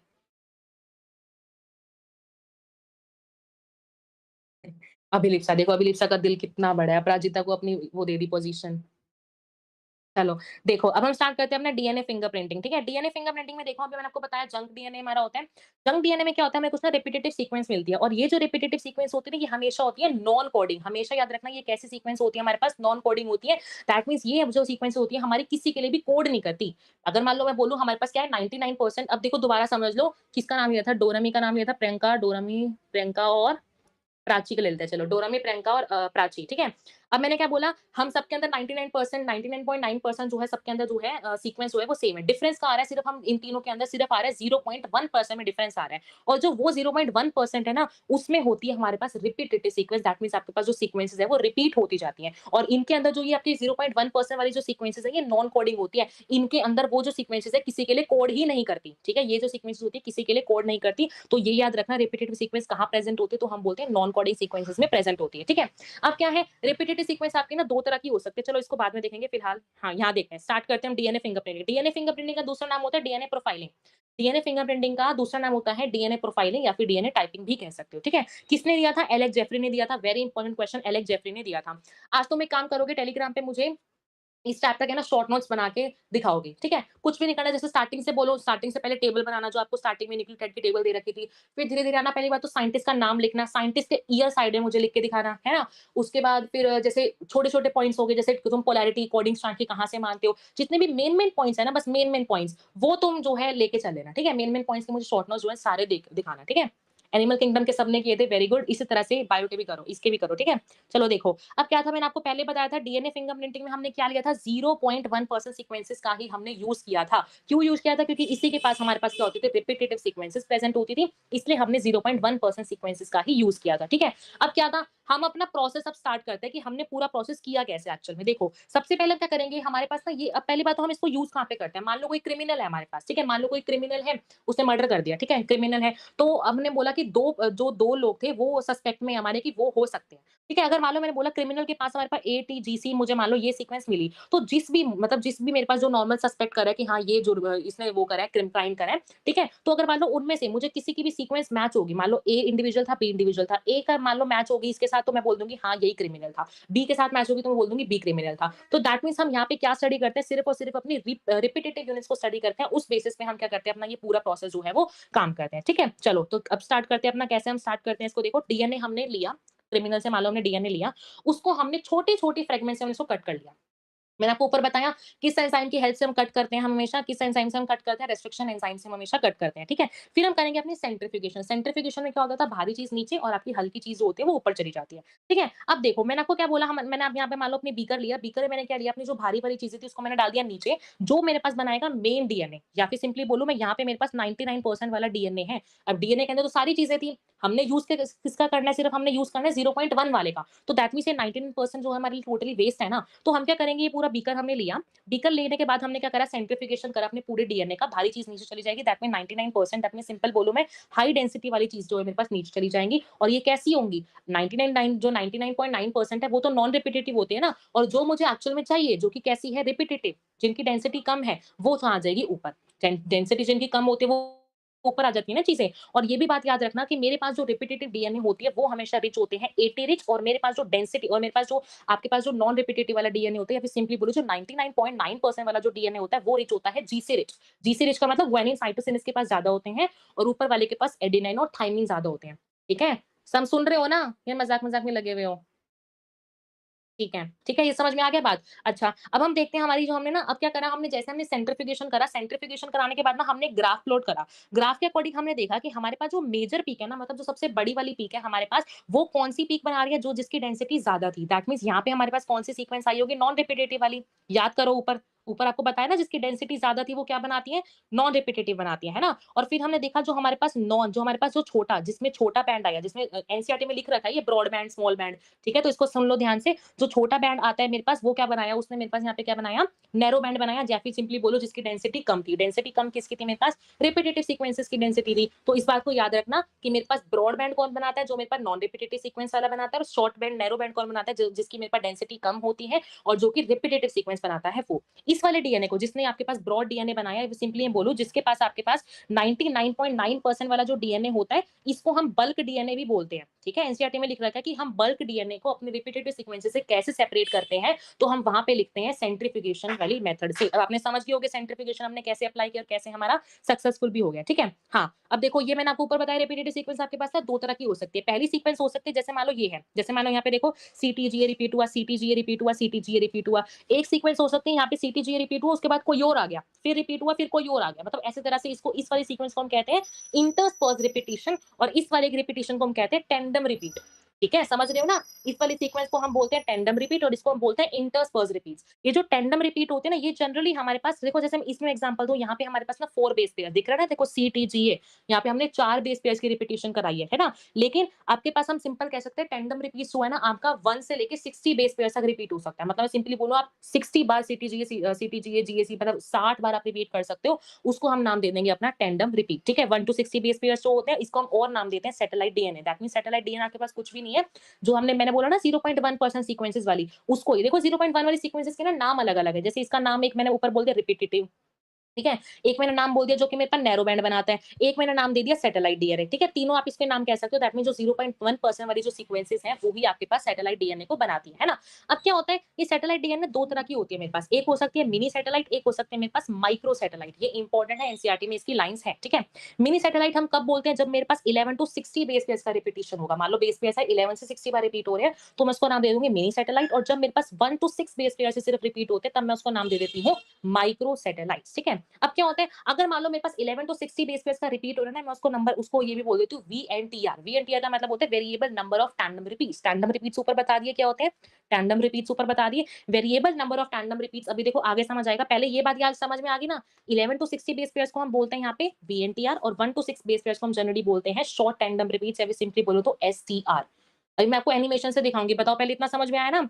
वीएनटीआर कब बोलते हैं मिनी सैटेलाइट का पार्ट है और माइक्रो सैटेलाइट का पार्ट है आपके पास शॉर्ट टैंडम रिपीट्स। ठीक है ये देखो एनसीईआरटी में दे रखा है आपके पास एनसीईआरटी में दे रखा है यहाँ पे देखो बल्क डीएनए को आप कैसे सेपरेट करते हो। बल्क डीएनए जो है वो छोटे जो बाकी डीएनए के पास के अदर क्या बनाएंगे छोटी पीक्स बनाएंगे जिसको आप सैटेलाइट डीएनए बोल देते हो।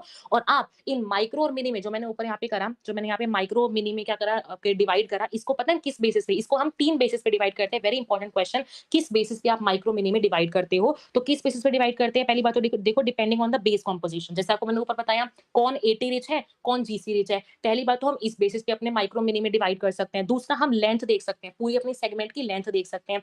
तीसरा हम देख सकते हैं नंबर ऑफ रिपीटेटिव यूनिट्स कितनी हमारे पास नंबर ऑफ रिपीटेटिव यूनिट्स है एक बार रिपीट हो रहा है दो बार रिपीट हो रहा है। इस बेसिस पे भी हम क्या कर सकते हैं अपनी माइक्रो मिनी को जो है वो डिवाइड कर सकते हैं। तो ये क्या है कुछ बेसिस हैं जो कि आपके पास जरूरी है। ठीक है चलो नेक्स्ट हम देखते हैं यहाँ पे पहले मैं आपको बता दी ना वीएनटीआर बताऊंगी। अब वीएनटीआर देखो एक्चुअल में होता क्या है ये देखो।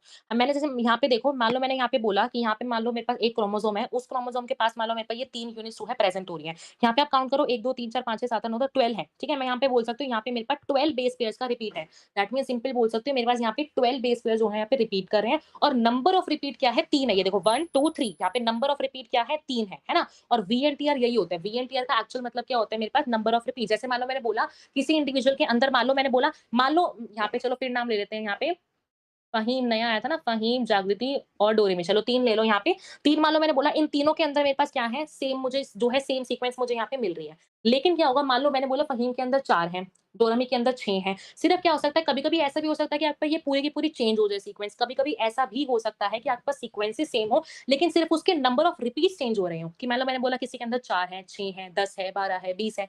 इसी को हम क्या बोल देते हैं, वीएनटीआर, हम इसी को बोलते हैं। और आपको मैंने अभी ऊपर बताया कि यहाँ पे हम वीएनटीआर में क्या पढ़ते हैं, नॉन कोडिंग सीक्वेंसेस पढ़ते हैं, या फिर सिंपली बोलो जो कि वीएनटीआर वाली सीक्वेंसेस होती हैं, ये कभी भी प्रोटीन के लिए कोड नहीं करती हैं। रिमेंबर दिस पॉइंट कि वीएनटीआर जो होते हैं, प्रोटीन के लिए कोड कभी भी नहीं करते हैं, ठीक है? अब हम पढ़ेंगे कि करके अपना पूरा प्रोसेस। प्रोसेस देखो, सबसे पहले हमने क्या किया था, अभी मैंने ऊपर बताया था, एक्सट्रैक्ट किया था हमने डीएनए। देखो मैं आपको ना यहाँ पे नेक्स्ट अच्छे से यहाँ बताती हूँ, ये देखो। हमारे पास एक्चुअल में स्टार्टिंग से प्रोसेस क्या होता है, आपने डीएनए एक्सट्रैक्ट किया, डीएनए को आपने जैसे एक्सट्रैक्ट किया, आपने यहाँ पे सेंट्रिफिकेशन कर ली, यहाँ पे आके आपके पास बल्क डीएनए, और ऊपर आपके पास यहाँ पे आ गया आपके पास सैटेलाइट डीएनए। ध्यान से समझ लो ये वाला प्रोसेस, ऊपर आ गया आपके पास सैटेलाइट डीएनए। हमने इस सैटेलाइट डीएनए को ही यूज़ करना है, हमने इस सैटेलाइट डीएनए को ही यूज़ करना है आगे अपने प्रोसेसेस के लिए, क्योंकि देखो 99.9% तो सबके अंदर सेम है, तो आप क्रिमिनल का पता ही नहीं लगा पाओगे कौन क्रिमिनल था, कौन नहीं था। डिफरेंस कहाँ पे आ सकता है, सिर्फ उस 0.1% वाली सीक्वेंसेस में सिर्फ डिफरेंस आ सकता है, और वो सीक्वेंस को हम कहते हैं सैटेलाइट डीएनए, में बता चुकी हूँ, है ना? तो क्या होता है, हमने सैटेलाइट डीएनए को एक्सट्रैक्ट किया। अब इस सैटेलाइट डीएनए के पास तो क्या था, बहुत सारे वीएनटीआर थे, बहुत मतलब बहुत ज़्यादा वीएनटीआर थे, हमें थोड़ा ना पता है, और हो सकता है कुछ उसके अंदर नॉन वीएनटीआर भी प्रेजेंट हो, है ना? तो यहाँ पे हमने देखा कि उसके पास क्या थे, बहुत ज़्यादा वीएनटीआर प्रेजेंट थे। अब हम क्या करेंगे, हम अपने इस डीएनए, सैटेलाइट डीएनए भी तो एक पार्ट ऑफ, थोड़ा-सा डीएनए का ही तो पार्ट होता है ना, तो हमने क्या करा, अपने डीएनए को हम लाए, हमने डीएनए की छोटी-छोटी फ्रेगमेंट्स, वही रेस्ट्रिक्शन एंडोन्यूक्लियस एंजाइम होते हैं, बायोटेक में पढ़ेंगे, उसी की हेल्प से हमने क्या किया, अपने यहाँ पे रेस्ट्रिक्शन, अपना बड़ा-सा डीएनए, उसको हमने छोटे-छोटे पार्ट्स में क्या कर लिया, उसको हमने तोड़ लिया। अब जैसे अपने छोटे वाले पार्ट्स को हम यहाँ पे तोड़ेंगे, हम क्या करेंगे, यहाँ पे जेल इलेक्ट्रोफोरेसिस लगाएँगे। जेल इलेक्ट्रोफोरेसिस आपका ना बायोटेक में आता है वैसे, बट थोड़ा-सा बता देती हूँ। जेल इलेक्ट्रोफोरेसिस में ना हम क्या करते हैं, जैसे ही आपने अपने छोटे-छोटे डीएनए फ्रेगमेंट्स को कट किया ना, हम on the basis of size, सिर्फ साइज़ के बेसिस पे हम क्या करते हैं, इस पूरे कंटेनर के अंदर अपने डीएनए के फ्रेगमेंट्स को ना डिवाइड कर लेते हैं। जैसे हमें पता है डीएनए कैसा होता है, नेगेटिवली चार्ज होता है। तो हम एक साइड अपने पूरे कंपार्टमेंट के नेगेटिव क्रिएट कर देते हैं, एक साइड हम पॉजिटिव क्रिएट कर देते हैं, है ना? और डीएनए फ्रेगमेंट जो मेरे पास जो है, मेरे पास टूटी हुई है ना, डीएनए फ्रेगमेंट जो मेरे पास छोटी-छोटी मैंने तोड़ी हुई है। एक्चुअल में होता क्या है, यहाँ पे नेगेटिव वाली साइड पे ना कुछ वेल्स प्रेजेंट होते हैं। हम क्या करते हैं, सैटेलाइट डीएनए पकड़ के लाएँगे, थोड़े-थोड़े पार्ट्स में तोड़ेंगे, पार्ट्स में तोड़ने के बाद हम इन वेल्स के अंदर इनको डाल देंगे। वेल्स के अंदर हम जैसे ही डालेंगे तो क्या होगा, हमारे पास ना छोटे-छोटे ऐसे ना साइज़ के बेसिस पे ना आपकी डीएनए फ्रेगमेंट सेपरेट होती जाएगी। जैसे जो जो आपके पास फ्रेगमेंट है वो बड़ी होगी, वो उधर चली जाएगी, छोटी वाली दूर भाग जाएगी, क्योंकि सबको पता है छोटी वाली फ्रेगमेंट दूर तक जाती है ना? छोटी चीज़ें भाग जाएँगी फटाफट, है ना? तो क्या होता है, जेल इलेक्ट्रोफोरेसिस में अपने डीएनए फ्रेगमेंट्स को छोटे-छोटे लाइक उनको ना साइज़ के बेसिस पे डिवाइड में वो करते हैं, फैलाते हैं, जिस प्रोसेस को हम क्या बोलते हैं, जेल इलेक्ट्रोफोरेसिस। ब्रीफ में आएगा बायोटेक्नोलॉजी में, अभी फिलहाल इतना ही समझ लो, ठीक है?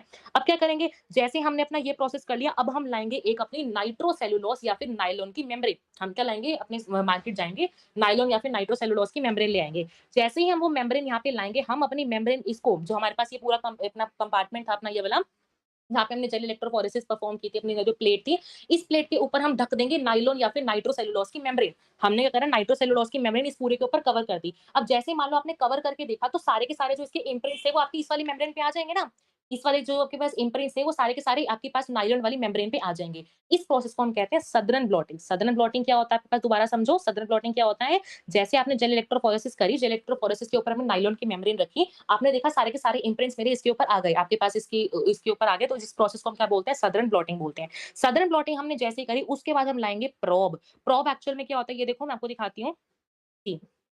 ये देखो, पहले यहाँ पे दोबारा प्रोसेस देख लो। एक्सट्रैक्ट करा हमने डीएनए, उसको हमने कट किया, ठीक है? लेकिन उसके पास वीएनटी और नॉन वीएनटी दोनों चीज़ें प्रेज़ेंट थी। फिर हमने जेल इलेक्ट्रोफोरेसिस लगाई, जिसमें आपके पास जो होती है फ्रेगमेंट्स वो सेपरेट होगी। फिर हमने करना है डीनेचरेशन, इतना इंपॉर्टेंट पॉइंट नहीं है, एनसीईआरटी में नहीं है। समझ सकते हो कि जैसे मान लो मेरे पास सैटेलाइट डीएनए में 2 स्ट्रैंड्स है, लेकिन मुझे दोनों स्ट्रैंड्स में से मैं क्या करूँगी, एक दोनों स्ट्रैंड्स की डीनेचरेशन कराऊँगी। डीनेचरेशन कहने का मतलब होता है डबल से सिंगल स्ट्रैंड में कन्वर्ट करना। मैंने सिंगल स्ट्रैंड में कन्वर्ट करा दिया, उसके बाद मैंने अपनी इस वाले से क्या करा, ऊपर इसकी ब्लोटिंग करा दी, जिसको मैंने आपको ऊपर बताया सदर्न ब्लोटिंग क्या होती है। सदर्न ब्लोटिंग करा दी, फिर मैं कराऊँगी हाइब्रिडाइजेशन कराऊँगी प्रोब के साथ। अब प्रोब क्या होता है? प्रोब मेरे पास होता है सिंगल स्ट्रैंडेड डीएनए। प्रोब क्या होता है? याद रखना, प्रोब क्या होता है मेरे पास, सिंगल स्ट्रैंडेड डीएनए को मैं क्या बोलती हूँ? प्रोब बोलती हूँ। जो मेरे पास प्रोब होता है वो कैसा होता है? रेडियो एक्टिव होता है, बहुत इंपॉर्टेंट है। जो मेरे पास प्रोब होता है वो रेडियो एक्टिव होता है, और क्या होता है? कॉम्प्लीमेंट्री टू वीएनटीआर होता है। जैसे कॉम्प्लीमेंट्री कहने का मतलब है, जैसे मान लो मैंने बोला कि अगर मान लो मेरे पास वीएनटीआर की सीक्वेंस जो है वो ये है, तो मेरे पास प्रोब की सीक्वेंस क्या होगी? इसके बिल्कुल कॉम्प्लीमेंट्री रहेगी। देखो, ए के रिस्पेक्ट में टी, टी के रिस्पेक्ट में ए, सी के रिस्पेक्ट में जी। तो मैं सिंपल कह सकती हूँ जो मेरे पास प्रोब होता है वो कैसा रहता है, कॉम्प्लीमेंट्री रहता है। किसकी कॉम्प्लीमेंट्री रहता है? हमेशा वीएनटीआर के, है ना? अब मैंने क्या करा, मैं प्रोब लाई, प्रोब लाने के बाद मैंने सारी अपनी सीक्वेंसेस बनवा ली, जैसे जो मुझे अपनी अल्टरनेट सीक्वेंस बनानी है, मैंने अपनी अल्टरनेट सीक्वेंस बना ली। उसके बाद मैं क्या करूँगी, मेरे पास जो मेम्ब्रेन थी ना, उस वाली मेम्ब्रेन को मैं घुसा दूँगी अपनी एक्स-रे वाली मशीन में। मैं क्या करा दूँगी, एक्स-रे मशीन में घुसा दूँगी। अब मैंने क्या बोला, प्रोब मेरे पास कैसा है, रेडियो एक्टिव है। मैं डाल कहाँ पे रही हूँ, एक्स-रे में। तो खुद सोचो, जब मैंने उसको एक्स-रे मशीन में डाला तो मेरे पास ना यहाँ पे जो मेरे पास फ्रेगमेंट्स थी, फ्रेगमेंट्स ना कुछ इस तरह से आती है, ये देखो कुछ इस तरह से ना मेरे पास, जैसे मैं यहाँ पे मैंने बोला कि मेरे पास, मान के चलो मेरे पास नाइट्रोसेलुलोज वाली मेम्ब्रेन है, ये मेरे पास नाइट्रोसेलुलोज वाली मेम्ब्रेन है। जैसे ही मैं इसको एक्स-रे मशीन में डालूँगी ना, मेरे को कुछ चमकता हुआ दिखेगा, क्योंकि रेडियो एक्टिव है। रेडियो एक्टिव चीज़ें चमकेगी, जब मैं इसको एक्स-रे में डालूँगी ना, तो क्या होगा, मेरे पास कुछ चमकी चीज़ें दिखेंगी। जैसे चमकी चीज़ें कैसे दिखेंगी, जैसे मान लो मैंने यहाँ पे 3 बंदों का लिया, मैंने पहली बात तो ये criminal, C stands for criminal. अब क्रिमिनल किसको बनाऊँ? अब यहाँ पे नाम दे दूँ? किसने? अपराजिता ने बोला था, क्रिमिनल। ठीक है? जैसे मान लो यहाँ पे क्रिमिनल है, यहाँ पे ए स्टूडेंट है, बी स्टूडेंट है, ठीक है?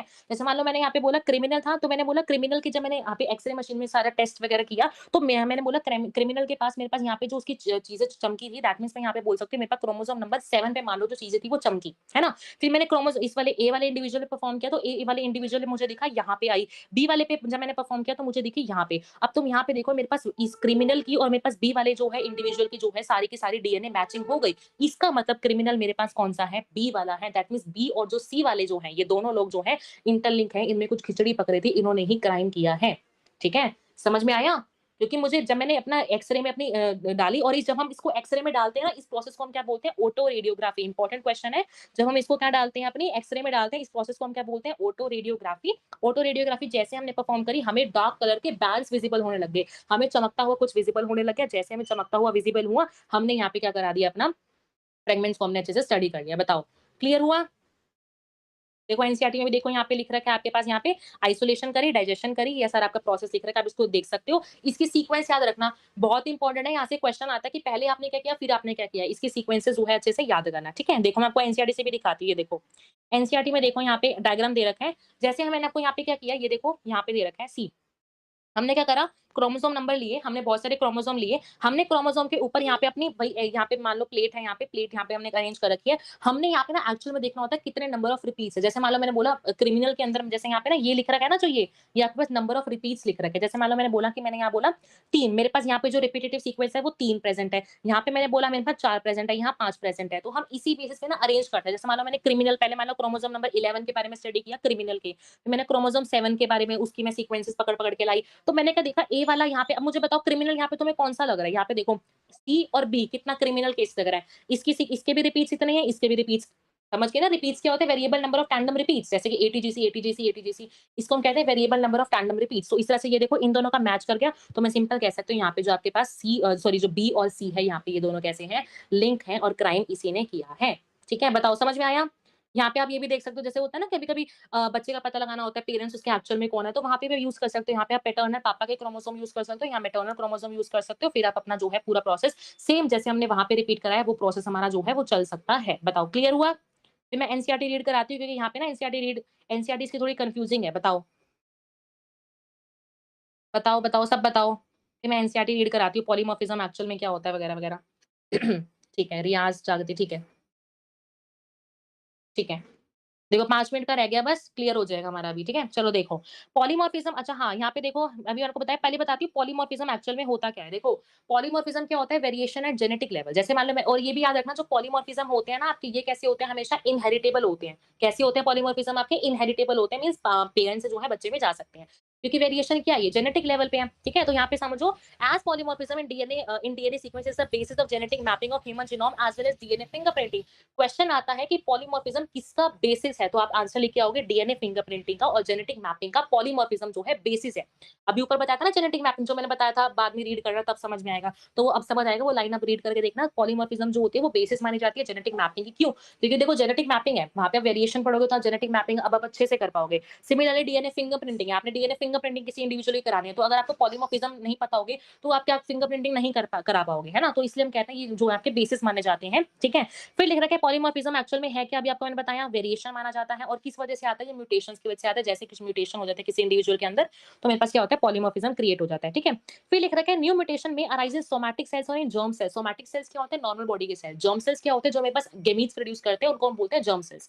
अब ये जो म्यूटेशंस है ना, मेरे पास जर्म सेल्स में भी प्रोड्यूस हो सकती है, ठीक है? फिर लिख रखा है यहाँ पे if a germ cell mutation does not seriously impair individual ability to have offspring, it can spread to through sexual reproduction. ये लाइन इंपॉर्टेंट है और बहुत ज्यादा कंफ्यूजिंग भी है, बहुत ज्यादा कंफ्यूजिंग है ये लाइन। देखो देखो इसको आप कैसे समझोगे? यहाँ पे कह रहे हैं कि अगर मान लो आपके पास जो म्यूटेशन आई है, अगर मान लो जो आपके पास म्यूटेशन आई है, वो आपके पास मान लो जर्म सेल के अंदर आई है। जैसे अगर मैं मान लो बोलूँ कोई मेरे पास जो म्यूटेशन आई है, वो किसी ऐसे जर्म सेल के अंदर आई है, जो कि एक्चुअल में गेमीट को इन्फ्लुएंस कर रहा है। मान लो मैंने बोला मेल के अंदर म्यूटेशन आ गई, मेल के अंदर अगर म्यूटेशन आई, तो स्पर्म के अंदर भी म्यूटेशन आ जाएगी। अगर स्पर्म के अंदर म्यूटेशन आ गई, तो हो सकता है आगे बेबी जो आएगा वो ना हो पाए, मतलब वो हमने पढ़ा था ना रिप्रोडक्टिव हेल्थ में इनफर्टिलिटी वाले टॉपिक में, वहाँ पे हमने देखा था कि म्यूटेशन की वजह से भी ऐसा हो सकता है, इनफर्टिलिटी सिचुएशन अराइज हो जाए। तो वहीं से समझ के चलो कि मान लो अगर म्यूटेशन इस तरह से आ गई, तो अगर मान लो उनके गेमीट्स में प्रॉब्लम होगी, तो नहीं आ सकता। लेकिन यहाँ कह रहे हैं कि अगर मान लो म्यूटेशन इस तरह से आई कि आपके पास वो एबिलिटी रिप्रोड्यूस करने की एबिलिटी अफेक्ट नहीं हुई, बल्कि क्या हो गया, अब देखो अगर मान लो सिंपल सा लेके चलो, मान लो मेरे पास ये बहुत ज्यादा पॉपुलेशन है, यहाँ पे बहुत ज्यादा लोग हैं, बहुत ज्यादा यहाँ पे लोग रहते हैं, ठीक है? यहाँ पे लोग रहते हैं, तो यहाँ पे मान लो मैंने म्यूटेशन बोला, मान लो एक मेल था, म्यूटेशन जो है वो इस यहाँ पे आई, उसके स्पर्म में आई, ठीक है? और मान लो स्पर्म आया, म्यूटेशन फिर भी आई, लेकिन फिर भी जो था बेबी प्रोड्यूस करने की जो एबिलिटी थी वो अफेक्ट नहीं हुई। अब मान लो अगर मान लो मैंने इसका, जब मान लो इसका भी बच्चा होगा, जब मान लो इसका भी बेबी होगा, तो इसके अंदर म्यूटेशन आ जाएगी, इसका बेबी होगा तो इसके अंदर म्यूटेशन आ जाएगी। तो मैं अल्टीमेटली कह सकती हूँ मेरे पास ऐसी पॉपुलेशन क्रिएट हो जाएगी, जिससे मैं कह सकती हूँ जो मेरे पास ऐसी पॉपुलेशन क्रिएट हो जाएगी जिसमें मेरे पास मैं कह सकती हूँ म्यूटेशन इतनी ज्यादा आ गई है कि बेबी प्रोड्यूस करने की एबिलिटी तो अफेक्ट नहीं हुई, लेकिन म्यूटेशन इस लेवल पे आ चुकी है कि आपके पास पॉलीमॉर्फिज्म ही क्रिएट हो गया। देखो एनसीईआरटी में ना एक टर्म दे रखे हैं, यहाँ पे देखो क्या लिख रखा है, allele sequence variation has traditionally been described as DNA polymorphism। कह रहे हैं कि हम जो है allele sequence, allele सबको पता है, अलील सबको पता है हमारे पास क्या होती थी। जैसे मान लो मैंने बोला अलील बी, मैं मान लो मैंने बोला मेरे पास बी अलील है, इसकी दो फॉर्म्स हो सकते हैं, एक कैपिटल बी हो सकते हैं, एक स्मॉल बी। मान लो सॉरी कलर के बेसिस पे मान लो बी समझ लो ब्लैक के लिए है, बी ये वाला समझ लो ब्राउन के लिए। हर आपके जीन की क्या हो सकती है, दो अलील फॉर्म्स हो सकती है ना? तो अगर मान लो मेरे पास इन दोनों अलील्स के अंदर इस तरह से वेरिएशन आई है कि अगर मान लो मेरे पास ग्रेटर देन 0.01, यहाँ पे ना एनसीईआरटी में लिख रखा है ग्रेटर देन 0.01, यहाँ पे देखो 0.01, दैट मैं कह सकती हूँ यहाँ पे कि अगर मेरे पास इन अलील्स के अंदर, ध्यान से सुनो, अगर मान लो मेरे पास इन अलील्स के अंदर इस तरह से म्यूटेशन हुई है कि मेरे पास 0.01% से ज्यादा म्यूटेशन हो गई। जैसे मान लो मैं कहूँ मेरे पास 100 लोग हैं, मेरे पास 100 लोग हैं, 100 में से किसी एक लोग में, अगर मान लो किसी एक में अगर मान लो मेरे पास म्यूटेशन आ गई, तो मैं इसको डीएनए पॉलीमॉर्फिज्म नाम नहीं दूंगी। लेकिन अगर मान लो एक से ज्यादा किसी लोग में, 2 में, 3, 4 लोगों में अगर म्यूटेशन इस तरह से आ गई है, तो मैं उसको क्या बोल दूंगी, डीएनए पॉलीमॉर्फिज्म बोल दूंगी। यहाँ पे लिख रखा है डीएनए, ये लिख रखा है ना एलील सीक्वेंस वेरिएशन को मैं पहले क्या बोलती थी, डीएनए पॉलीमॉर्फिज्म बोलती थी। अगर मान लो मेरे एक ही लोकस पे, लोकस सबको याद है ना, मान लो 2 क्रोमोसोम है सेम पोजीशन पे, अगर मैं देखूं तो उसका मतलब होता है लोकस, प्रिंसिपल ऑफ इनहेरिटेंस मैंने आपको बताया है ना? तो क्या होता है, मान लो सेम लोकस पे अगर मेरे पास जो वेरिएशन है, एलील सीक्वेंस वेरिएशन है, अगर वो ग्रेटर देन 0.01% से ज्यादा हो जाती है, तो उसको हम नाम चेंज करके क्या बोल देते हैं, डीएनए पॉलीमॉर्फिज्म बोल देते हैं। और डीएनए पॉलीमॉर्फिज्म कैसा होता है, इनहेरिटेबल होता है, मैंने आपको ऊपर जो है ये बता दिया, ठीक है? समझ में आया? बताओ क्लियर हुआ? बताओ, ये थोड़ी लाइन कंफ्यूजिंग थी, तुम खुद भी रीड कर सकते थे, लेकिन मैंने सोचा करवा देती हूँ क्योंकि थोड़ी ना कंफ्यूजिंग लाइंस है ना? फिर देखो लिख रखा है probability of such variation in non coding sequences would be higher as mutation may not have intermediate effect impact the reproductive ability. वही बताया कि अगर रिप्रोडक्टिव एबिलिटी अफेक्ट नहीं होगी, तो नॉन कोडिंग सीक्वेंसेस के अंदर ज्यादा वेरिएशन जो है वो आ सकती है, ठीक है? फिर बताया कि जो बेसिस बनाता है इसके लिए, ठीक है? चलो यहाँ पे देखो लास्ट पैराग्राफ आता है, यहाँ पे वीएनटीआर जो होता है सैटेलाइट डीएनए से बिलोंग करता है, ऊपर मैंने आपको लिख के बताया था, ठीक है? कॉपी नंबर होता है। यहाँ मेन इंपॉर्टेंट है कि जो वीएनटीआर का जो साइज है वो 0.1 से 20 केबी तक वेरी करता है। केबी का मतलब क्या होता है मुझे बताओ? केबी का मतलब हो गया, सिंपल बोल सकती हूँ कि मेरे पास एक बेस पेयर के अंदर, मैं सिंपल बोल सकती हूँ, मेरे पास एक बेस पेयर के अंदर कितने 1000 बेसेस हैं, ठीक है? और यहाँ पे बोल रहे हैं वीएनटीआर का जो साइज है वो 0.1 से 20 केबी तक वेरी करता है। इसका मतलब मैं कह सकती हूँ वीएनटीआर का जो साइज है मेरे पास वो कितने बेस पेयर तक रहता है, 0.1 निकालोगे तो दैट मींस मैं यहाँ पे कह सकती हूँ मेरे पास 100 बेस पेयर से लेके 20,000 बेस पेयर्स तक जब रिपीट हो, तो मैं उसको नाम दे सकती हूँ वीएनटीआर। ये लाइन इंपॉर्टेंट है, इसको कन्वर्ट करना नहीं आता, सिंपल बता रही हूँ यहाँ पे। इतना साइज रहता है, पहली बात तो इसका डायरेक्टली साइज याद रखना। इसका मतलब मैं सिंपल कह सकती हूँ वीएनटीआर का जो बेस पेयर रिपीट है वो 100 से लेके 20,000 बेस पेयर तक रह सकता है। ये लाइन इंपॉर्टेंट है, इसको याद रखना, बाकी सब हो जाएगा। अच्छा एक लाइन यहाँ पे इंपॉर्टेंट है, यहाँ पे देखो यहाँ पे लाइन देखो कि अगर आपको मान लो बढ़ाना है, जैसे मान लो मैं बोलूँ अगर आपको और अच्छे से अगर आपको डीएनए फिंगरप्रिंटिंग कराना है, तो वहाँ पे आप पीसीआर का यूज़ करते हो। पीसीआर हम वही बायोटेक में पढ़ेंगे, पीसीआर का मतलब होता है पॉलीमर चेन रिएक्शन। जब मैंने आपको ऊपर बताया था कि हमने क्या किया था, अपने डीएनए फ्रेगमेंट्स से उसको तोड़ा था। अगर मान लो आपके पास डीएनए फ्रेगमेंट्स कम होती हैं या मान लो कुछ हैं, तो आप क्या कर सकते हो, बहुत ज़्यादा भी अपने फ्रेगमेंट प्रिंटिंग हम कहाँ यूज़ करते हैं, अपना फोरेंसिक्स में यूज़ कर सकते हैं, पैटर्निटी टेस्टिंग में यूज़ कर सकते हैं। साथ-साथ हम इसको कहाँ पे यूज़ कर सकते हैं, यहाँ पे लिख रखा है पॉपुलेशन और जेनेटिक डाइवर्सिटी, जो हमें भी वैराइटीज़ पढ़नी थी। देखो डीएनए फिंगरप्रिंटिंग से हम क्या पता लगा पाएँगे, डीएनए फिंगरप्रिंटिंग से हम अपनी इवोल्यूशन की तरफ जा पाएँगे। इवोल्यूशन का मतलब क्या होता है, म्यूटेशंस आना। म्यूटेशन कैसी आई है आपके पास, किसकी वजह से आई है, पॉलीमॉर्फिज्म की वजह से आई है, और पॉलीमॉर्फिज्म किसका बेसिस है, डीएनए फिंगरप्रिंटिंग का बेसिस है। तो हम कह सकते हैं जब भी हमें डीएनए डाइवर्सिटीज़ या फिर इवोल्यूशन के बारे में स्टडी करना हो, तो हम वहाँ पे भी अपनी जो है यहाँ पे यूज़ कर सकते हैं किसका, अपने डीएनए फिंगरप्रिंटिंग का। बताओ क्लियर हुआ? क्लियर हुआ? यहाँ पे देखो, अच्छा मुझे एक बात बताओ, अगर मान लो कोई मोनोज़ाइगोटिक ट्विन्स है, ट्विन्स के बारे में मैंने ह्यूमन रिप्रोडक्शन में बताया था, 2 तरह के ट्विन्स बताए थे। अगर मान लो मेरे पास क्या है, मोनोज़ाइगोटिक ट्विन्स है, उनका तो हम कहेंगे कि हमारे पास उनका तो पता क्या होता है, उनका जो 0.1% बेस पेयर है ना, जो मैंने बताया था 0.1% में चेंज आता है। मोनोज़ाइगोटिक ट्विन्स का तो 0.1% भी सेम होता है। तो वहाँ पे आप डीएनए फिंगरप्रिंटिंग उनके बीच में कैसे डीएनए फिंगरप्रिंटिंग परफ़ॉर्म कर सकते हो? तो उनके लिए हम डीएनए फिंगरप्रिंटिंग अपना यूज़ करते हैं फिंगर के। वहाँ पे हम अपने फिंगर के प्रिंट्स लेते हैं, क्योंकि देखो डीएनए फिंगरप्रिंटिंग आप किसी से भी कर सकते हो। आप हेयर फॉलिकल ले लो, सलाइवा ले लो, कुछ भी ले सकते हो डीएनए फिंगरप्रिंटिंग के लिए। लेकिन जब हम ये यूज़ करते हैं, अपना मोनोज़ाइगोटिक ट्विन्स की हम बात करते हैं, तो वहाँ पे हम क्या यूज़ करते हैं, अपने फिंगरप्रिंट्स यूज़ करते हैं, क्योंकि फिंगरप्रिंट्स को आप चेंज नहीं कर सकते। तो हम मोनोज़ाइगोटिक ट्विन्स के केस में वो यूज़ करते हैं। बताओ क्लियर हुआ? ठीक है, हाँ, फिंगर टिप्स यस ठीक है। सारा हम पढ़ चुके हैं, बिल्कुल क्लियर हो गया। मैं आपको एक बार वो दिखा देती हूँ, फिर हम समरी रीड करेंगे, 2 मिनट का है। पहले अपनी वीडियो देख लो आप, ठीक है? यस, यहाँ पे देखो मैं वीडियो चला रही हूँ, ठीक है? डीएनए फिंगरप्रिंटिंग की वीडियो देख लो, ये देखो। ये देखो आपने पहले सैंपल लिया टेस्ट ट्यूब के अंदर, सेंट्रीफ्यूगेशन कर दी। सेंट्रीफ्यूगेशन करने के बाद देखो आपने डीएनए के स्ट्रैंड्स अलग कर लिए, ठीक है? पॉलीमरेज़ चेन रिएक्शन से देखो नंबर भी इंक्रीज़ कर लिया आपने डीएनए को। रेस्ट्रिक्शन एंडोन्यूक्लियस से कट कर लिया आपने डीएनए को। देखो कट करने के बाद आपने एगरोस जेल इलेक्ट्रोफोरेसिस लगाई। इलेक्ट्रोजेल फोरेसिस से देखो डीएनए की फ्रेगमेंट साइज़ के अकॉर्डिंग सेपरेट हो गई पूरी। सेपरेट करी आपने, सदर्न ब्लॉटिंग कर दी। सदर्न ब्लॉटिंग करने के बाद जब आपने इसको पूरा स्टडी किया एक्स-रे वाली ट्यूब पे, तो आपने देखो, ये देखो आपने स्टडी करा, आपने बैंड्स आपको ऑब्टेन हो गए, बैंड्स ऑब्टेन देखो, फिर एक और एग्जांपल दे रखा है, आपने वही ब्लड सैंपल लिया, ब्लड सैंपल से भी कर सकते हो डीएनए फिंगरप्रिंटिंग। देखो उसको सस्पेक्ट नंबर 1 दे रखा है, 2 दे रखा है, 3 दे रखा है, 4 दे रखा है। आपने करा यहाँ पे देखो आपको सस्पेक्ट नंबर 3 देखो यहाँ पे, सस्पेक्ट नंबर आप यहाँ पे 3 देख सकते हो, यहाँ पे कितना मैच कर रहा है, तो मैं कह दूँगी हाँ, मेरे पास जो क्रिमिनल है वो यही है। बताओ, क्लियर हुआ? क्लियर हुआ बताओ? डीएनए फिंगरप्रिंटिंग हमारा इस तरह से पूरा जो है वो वर्क करता है। ये देखो सेकंड केस भी दे रखा है, पेरेंट्स और बच्चों का भी दे रखा है। ठीक है? सोल्जर अभी छोड़ दो, पेरेंट्स बच्चा समझो तुम फिलहाल अभी। देखो किसका मैच कर रहा है, देखो किस जिसका मैच करेगा हम कह देंगे हाँ, यही था। तो डीएनए फिंगरप्रिंटिंग हम इसी से करते हैं। डीएनए फिंगरप्रिंटिंग जो होती है हम इसी से जो है कर पाते हैं। बताओ क्लियर हुआ? ठीक है? तो चलो हमारा यहाँ पे क्लियर हो जाता है, ठीक है? क्लियर हुआ सबको? क्लियर हुआ ना? चलो अब समरी रीड करें? चैप्टर खत्म हो जाएगा हमारा मॉलिक्यूल, सिर्फ समरी रीड करनी रहती है, बताओ। क्लियर हो गया ना पूरा चैप्टर बताओ पहले तो चैप्टर बताओ क्लियर हो गया पूरा सबको? बताओ। मैं मार्क करके लाई थी, वेट। बताओ सबको क्लियर हो गया तो? बताओ फिर हम समरी रीड करेंगे।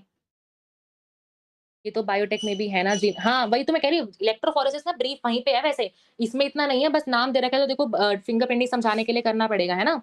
चलो देखो, समरी रीड करते हैं 2 मिनट का है ये देखो। न्यूक्लिक एसिड लॉन्ग पॉलीमर्स होते हैं न्यूक्लियोटाइड के सबको पता है। व्हाइल डीएनए स्टोर करता है देखो यहाँ लिख रखा है while DNA store genetic information let me yes यहाँ पे देखो फिर आरएनए जो होता है वो ट्रांसफर करता है एक्सप्रेशन करता है इन्फॉर्मेशन की सबको पता है डीएनए आरएनए जो होते हैं फंक्शन दोनों जेनेटिक मेटेरियल की तरह काम कर सकते हैं लेकिन जो डीएनए होता है वो केमिकल स्ट्रक्चर स्टेबल ज्यादा माना जाता है रीजन हम इसके पिछले लेक्चर में अच्छे से समझ चुके हैं पार्ट नंबर 2 में ठीक है फिर यहाँ पे है the hallmark of the double stranded DNA is the hydrogen bonding सबको पता है दोनों के बीच में हाइड्रोजन बॉन्डिंग होती है रूल क्या होता है एडेनाइन पेयर करता है थाइमिन के साथ और आपके पास ग्वानिन जो होता है पेयर करता है साइटोसिन के साथ सबको पता है फिर लिख रखा है this makes one strand complementary इससे क्या होती है कॉम्प्लीमेंट्री आ जाती है डीएनए जो होता है रेप्लिकेट करता है सेमी कंजर्वेटिवली सबको पता है ठीक है फिर लिख रखा है यहाँ पे सेगमेंट ऑफ डीएनए कोड करता है आरएनए के लिए जिसको हम कहते हैं हाँ यहाँ पे देखो ये इंपॉर्टेंट लाइन है यहाँ पे लिख रखा है segment of DNA that code for RNA is term as gene अब मुझे एक टर्म बताओ सबको पता ना जो सेगमेंट मैंने आपको पिछले लेक्चर में बताया था सेगमेंट ऑफ ऐसा डीएनए का ऐसा सेगमेंट जो कि आपका कोड करता है सिमिलरली मैं कह सकती हूँ आरएनए के लिए उसको हम कहते थे जीन अब मुझे कमेंट से बताओ उसको हम क्या बोलेंगे जो आपका डीएनए से डायरेक्टली कोड करता था प्रोटीन को उस टर्म को हम क्या बोलते थे बताओ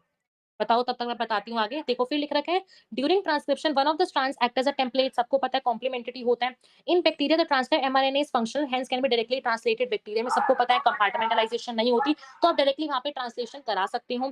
फिर लिख रहा है यूकेरियोट्स में जो जीन होती है वो स्प्लिट जीन होती है, सबको पता है स्प्लाइसिंग हमने की थी, दैट मीन्स हमारे पास जीन स्प्लिट कहने का मतलब कि इंट्रॉन एक्सॉन दोनों प्रेजेंट होते हैं यूकेरियोट्स के केस में, है ना।